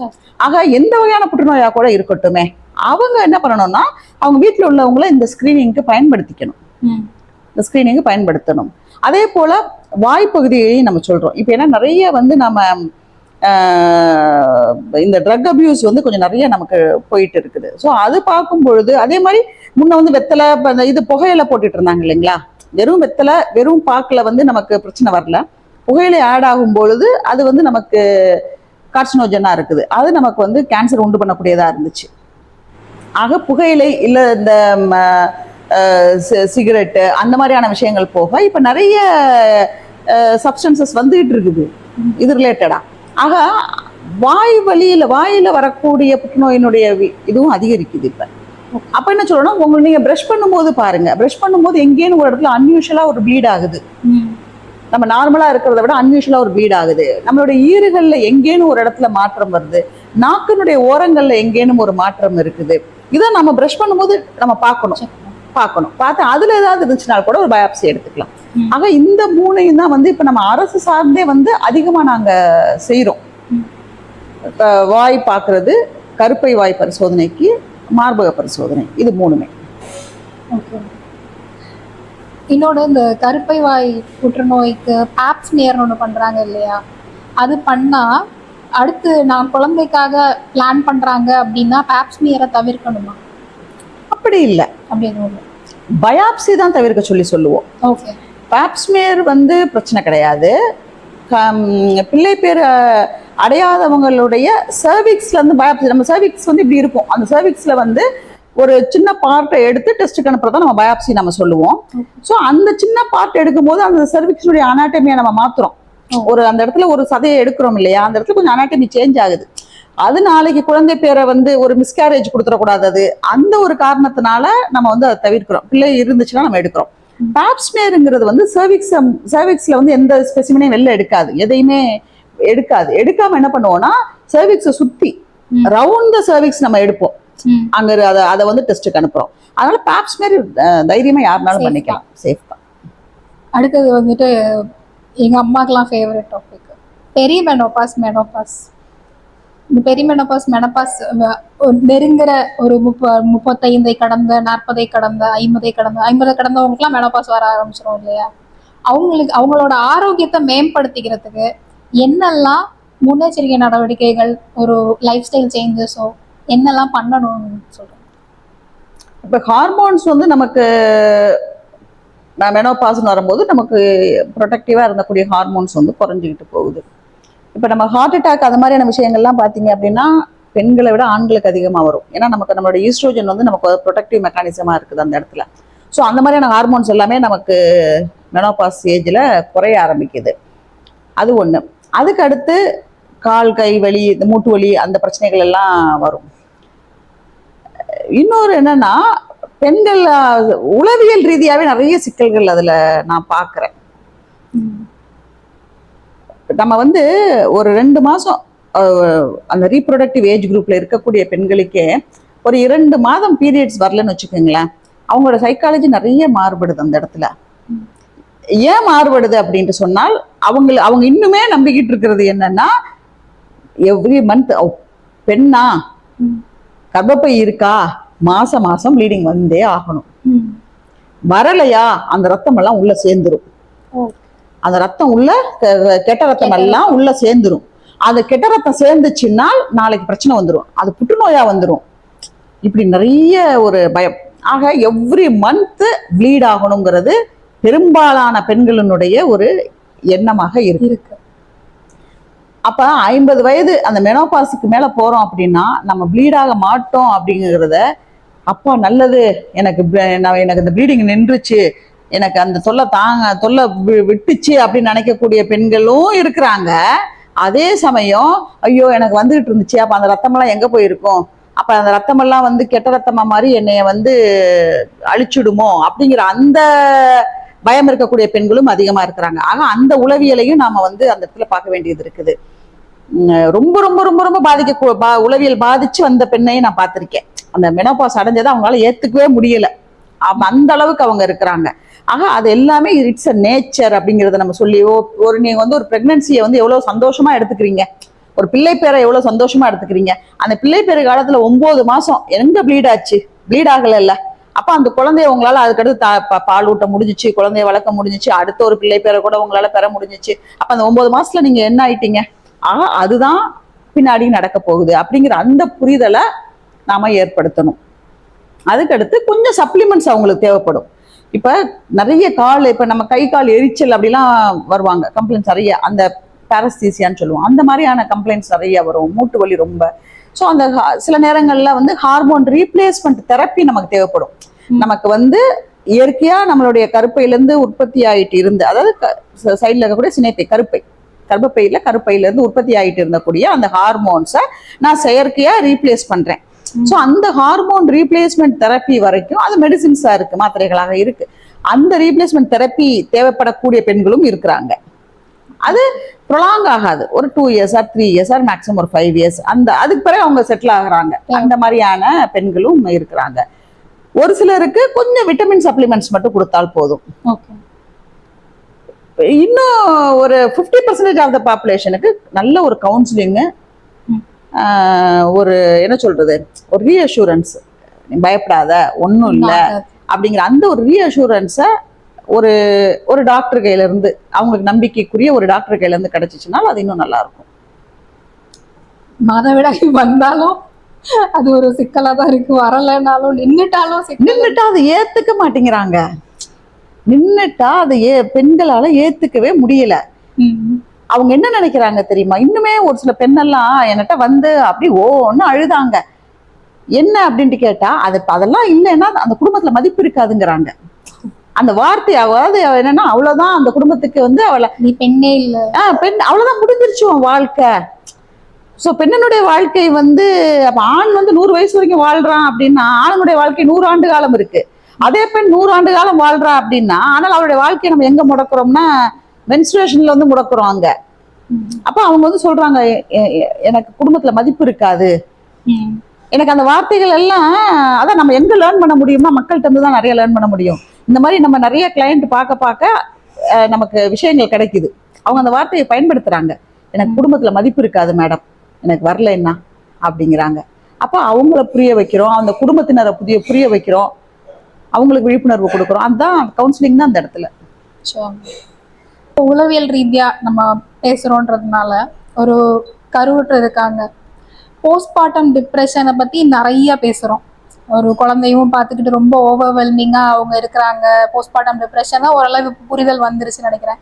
ஆனா ஆன்டிநேட்டல் டிப்ரெஷன் ஒன்று இருக்கு. எல்லாரும் தான் மாசமா இருந்தாங்க, நாங்கெல்லாம் பெத்து போடலையா, உனக்கு மட்டும் என்ன ஸ்பெஷல் ட்ரீட்மெண்ட் அப்படி சொல்லி அது ஒருத்தரும் ஒரு இண்டிவிஜுவல்ன்றத புரிஞ்சுக்க மாட்டேங்கிறாங்க இல்லையா? இந்த ஆன்டிநேட்டல் டிப்ரெஷன் நீங்க பார்த்துருக்கீங்களா பெண்கள்கிட்ட? அதுக்கு எப்படி அதை நீங்க ப்ரிவென்ட் பண்ணுவீங்க? அவங்கள எப்படி புரிய வைக்க முடியும், அவங்கள எப்படி கேர் பண்ணிக்க முடியும்? மதரை வந்து நம்ம பார்க்கும்போது, தொடர்ந்து பார்க்கும் பொழுதுதான் நம்ம கண்டுபிடிக்க முடியும். இல்லை எதர் அவங்க வந்து நமக்கு சொல்லணும், நான் இந்த மாதிரி என்னுடைய சூழல் இப்படி இருக்கு, இந்த டிப்ரெஷன்ல இருக்கேன் அப்படிங்கிறத அவங்க சொல்லணும். டிப்ரெஷன்ங்கிறது வந்து எப்போ வேணாலும் வரலாம். அது நமக்கு வந்து போஸ்ட் டெலிவரி தான் வரணுங்கிறது வந்து இல்லை. நம்ம போஸ்ட் டெலிவரி வந்து சைக்கோசிஸ்ல கொண்டு போவோம், அதை போஸ்ட்மார்ட்டம் சைக்கோசிஸ்ன்னு கொண்டு போவோம். ஸோ அந்த அழுத்தம் அதிகமாக இருக்கும், அந்த வலி அதிகமாக இருக்கும் அப்படிங்கிறது. ஆனால் இப்போ இருக்கக்கூடிய சூழல்ல பிரெக்னன்சியே வந்து ஒரு நேச்சர் ஈவெண்ட் அப்படிங்கிறத எடுத்துக்கிறவங்க ரொம்ப குறைவாக தான் இருக்கிறாங்க. நம்ம ஹைரிஸ்க் பிரெக்னன்சி பற்றி பேசணும். இப்போ பார்க்கக்கூடிய பிரெக்னன்சியில் பாதி பிரெக்னன்சி ஹைரிஸ்க் பிரெக்னன்சியாக தான் பார்க்குறோம். ஏதேனும் ஒரு கோமார்பிடோட தான் சேர்ந்து இருக்கிறாங்க.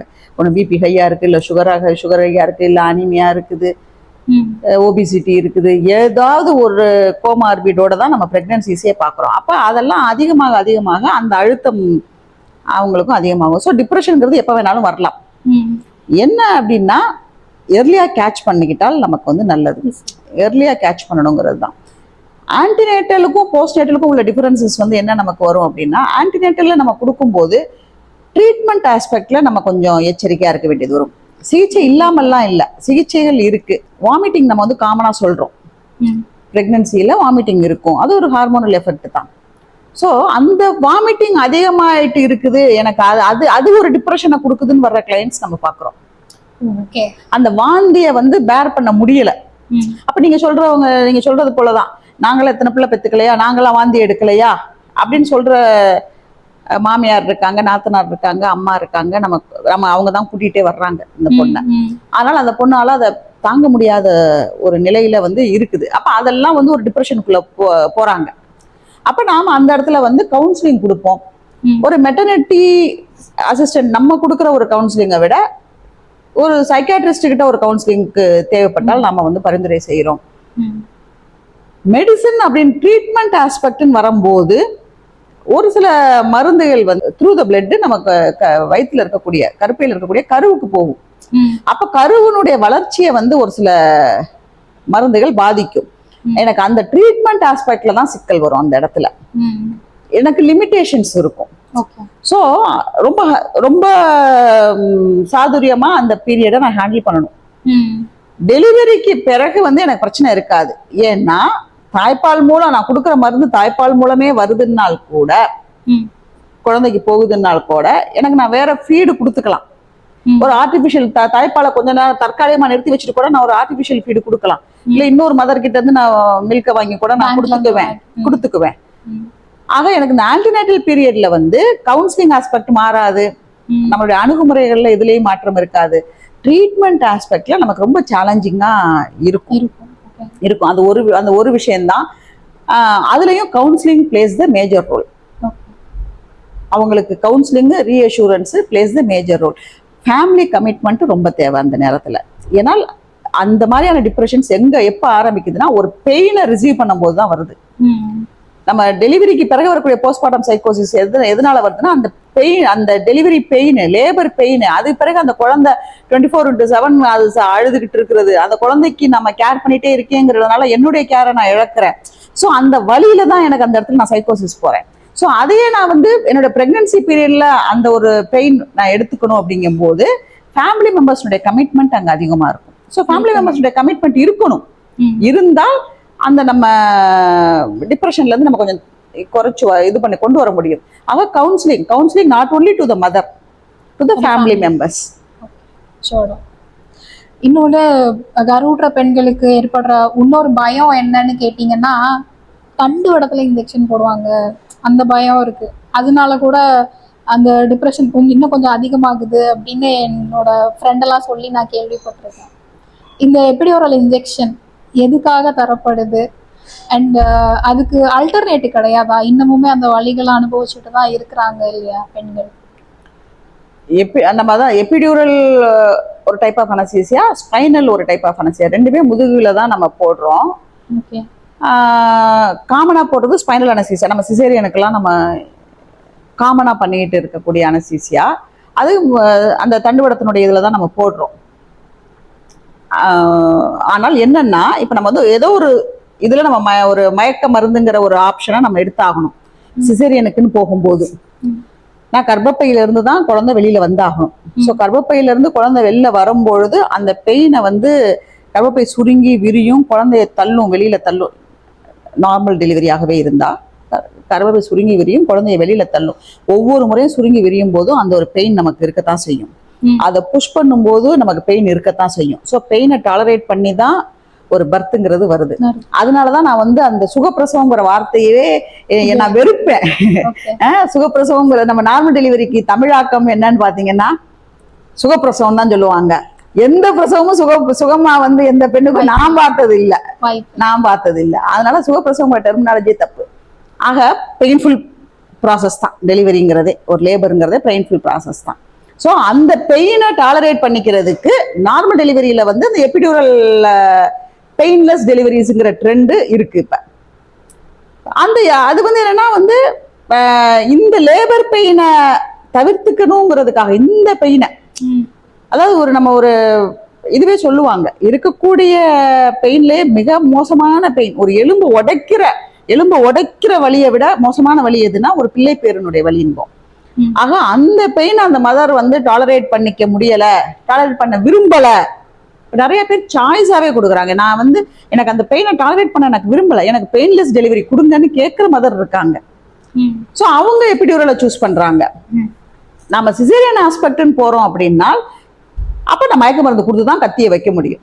அப்ப எதர் ஸ்பைனல் அனஸ்தீசியாக்கு போகணும், இல்லைன்னா ஜெனரல் அனஸ்தீசியாக்கு போகணும். ஸோ ஜெனரல் அனஸ்தீசியாங்கும் போது நான் முழுவதுமாகவே மயக்க நிலையில இருப்பேன். ஸ்பைனல் அனஸ்தீசியால வந்து எனக்கு பெயின் மட்டும்தான் இருக்காது, நான் கான்சியஸா இருப்பேன். ஸோ அது முதுகு தண்டுவடத்துல தான் போடக்கூடிய ஒரு ஊசி. இந்த ரெண்டு ஆஸ்பெக்டையுமே நம்ம எக்ஸ்பிளைன் பண்ணுவோம். மதர் எதை சூஸ் பண்றாங்களோ அந்த ஆப்ஷன் அவங்க எடுத்துக்கலாம். அதனால அரசு மருத்துவமனைகள்ல பெரும்பாலும் நாம ஃபர்ஸ்ட் ஆப்ஷன் எது கொடுக்குறோம்னா ஸ்பைனலுக்கு தான் கொடுக்குறோம். அது எதுக்குன்னா மதர் கான்சியஸா இருக்கிறாங்க, உங்களை சுத்தி என்ன நடக்குதுங்கிறது தெரியும். அப்ப நீங்க அவேர் ஆஃப் த சர்க்கம்ஸ்டன்சஸ், உங்களை சுத்தி என்ன நடக்குதுங்கிறது நீங்க அவேரா இருக்கீங்க. உங்களுக்கு அப்ப அந்த ப்ரையாரிட்டி நம்ம எடுத்துக்கலாம். அதை எடுத்துட்டு ஜென்ரல் வந்து சில நேரங்களில் நம்மளே ஸ்பைனல் போட முடியாத கண்டிஷன், அப்ப நான் ஜென்ரல் தான் போவேன்.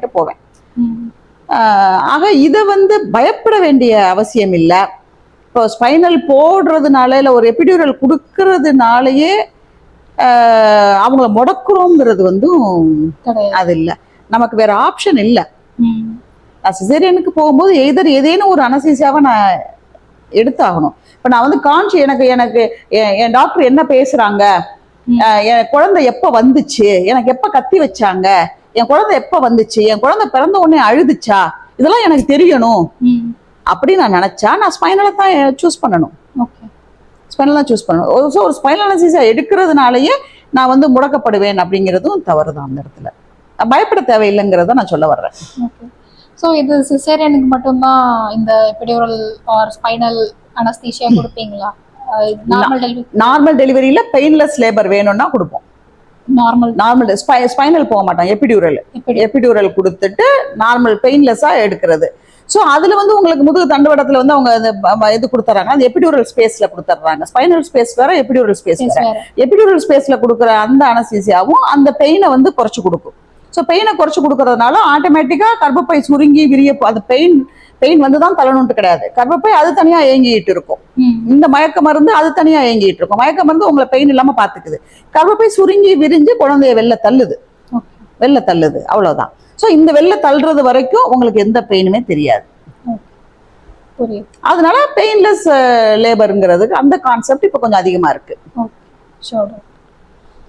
கர்ப்ப காலத்துல மரணங்கள் நிகழ்றது, சமீபத்துல சூலின்னு ஒரு நாவல் மோனிஷா எழுதியிருந்தாங்க. அதுல கூட அதை பத்தி விரிவா ஒரு ரிசர்ச் மாதிரி பண்ணி அதை அவங்க புனைவோட சேர்த்திருந்தாங்க. இந்த பிரசவ கால மரணங்கள் இவ்வளோ சயின்ஸ் அட்வான்டேஜ் வந்திருக்கு, அப்படி இருந்தும் இந்த மரணங்களை தவிர்க்க முடியலையே. இல்ல, மரணம்ங்கிறத வந்து நம்ம தவிர்க்கவே முடியாது.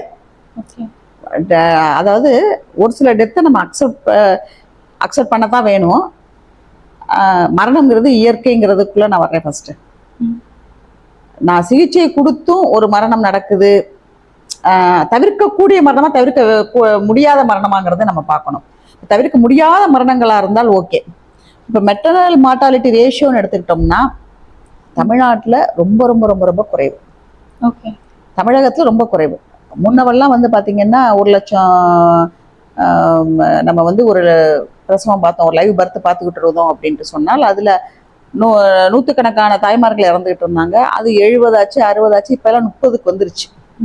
அப்ப 30ங்கிற ரேஷியோங்கிறது வந்து ரொம்ப ரொம்ப ரொம்ப நல்ல ரேஷியோ. ஆக மெட்டர்னல் மார்டாலிட்டி நம்ம நல்லா நிறைய குறைச்சு கொடுத்துருக்கோம். But at the same time maternal மார்டாலிட்டியை வந்து 0 ஆக்கணும் அப்படிங்கிற ஒரு கான்செப்ட் நமக்கு இருக்கு. நம்ம டிபார்ட்மெண்ட்லயே அந்த ஒரு கான்செப்ட் இருக்கு.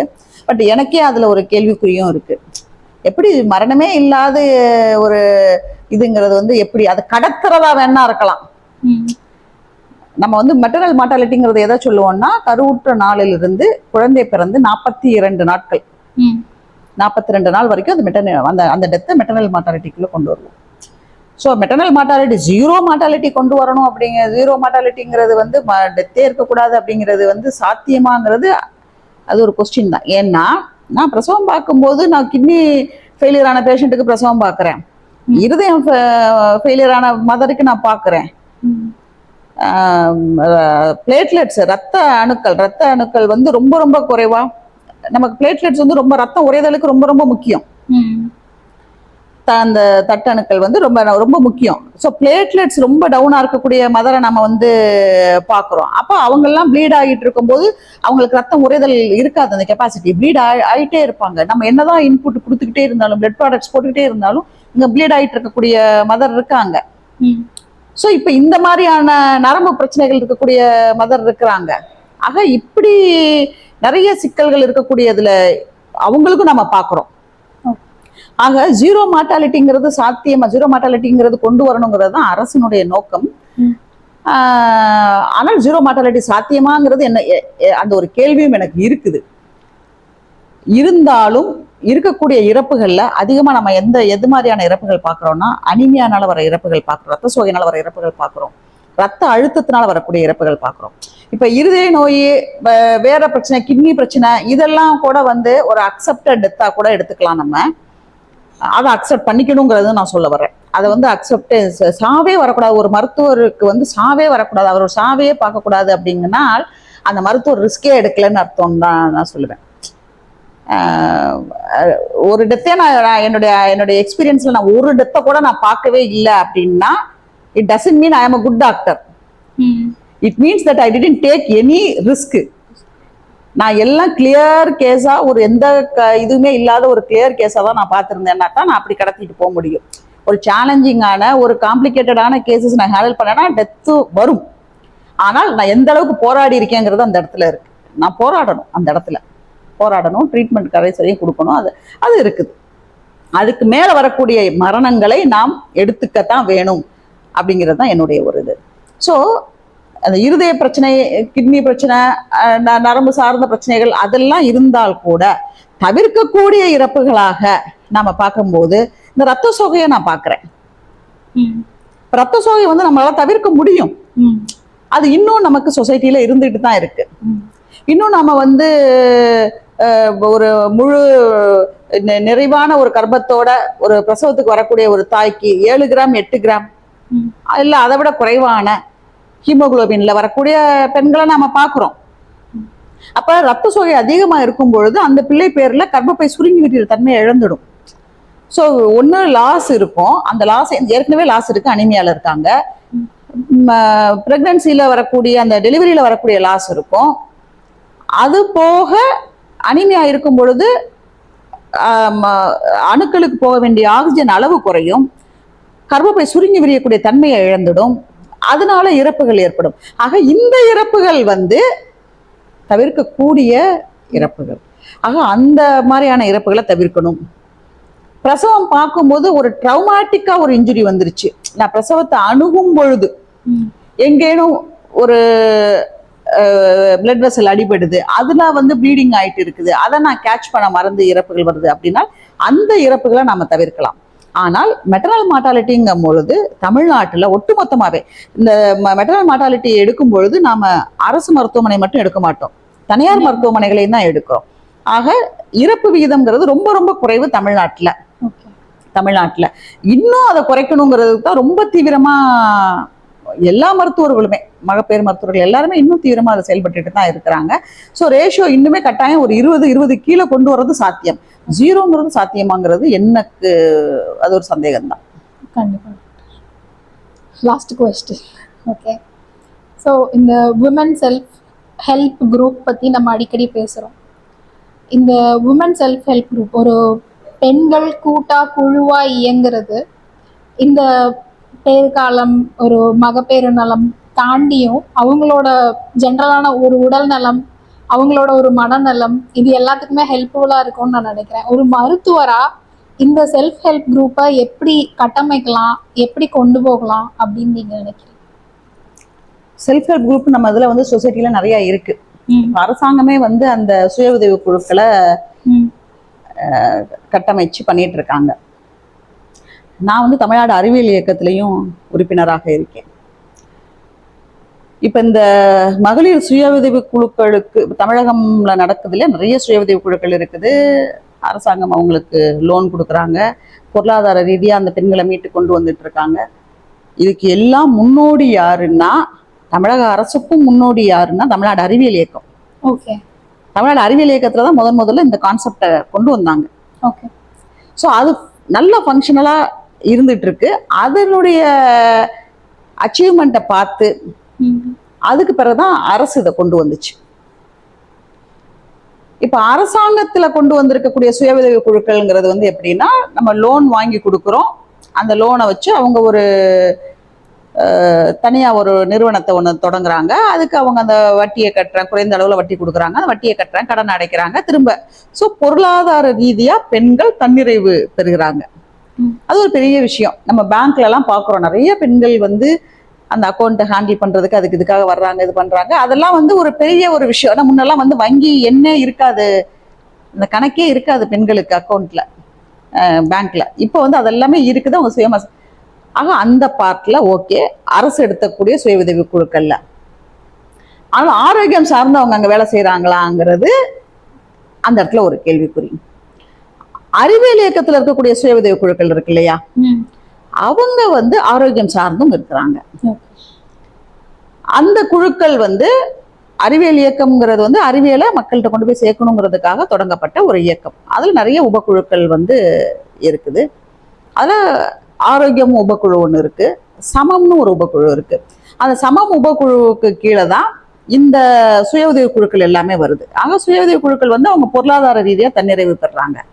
அது அவங்க அவங்க யாரா இருக்கிறாங்கன்னா அறிவியல் இயக்கத்தினுடைய உறுப்பினர்களாக இருக்கிறாங்க. அங்க நம்ம ஆரோக்கியம் உபக்குழுவும் இருக்கிறதுனால அந்த இதே பெண்கள் தானே அந்த குழுக்குள்ளேயும் இருக்கிறாங்க. அப்ப ஆரோக்கியம் சார்ந்த விஷயங்களையும் அங்க வந்து நம்ம நிறைய பேசுறோம், நிறைய இது பண்றோம். ஆனால் இன்னுமே நாம நல்லா கொண்டு போலாங்கிறது தான். இப்ப நம்ம சொல்றோம் இல்லையா, மார்பக பரிசோதனைக்கு வாங்க, கருப்பை வாய் பரிசோதனைக்கு வாங்க அப்படின்னு நம்ம சொல்றோம்ல.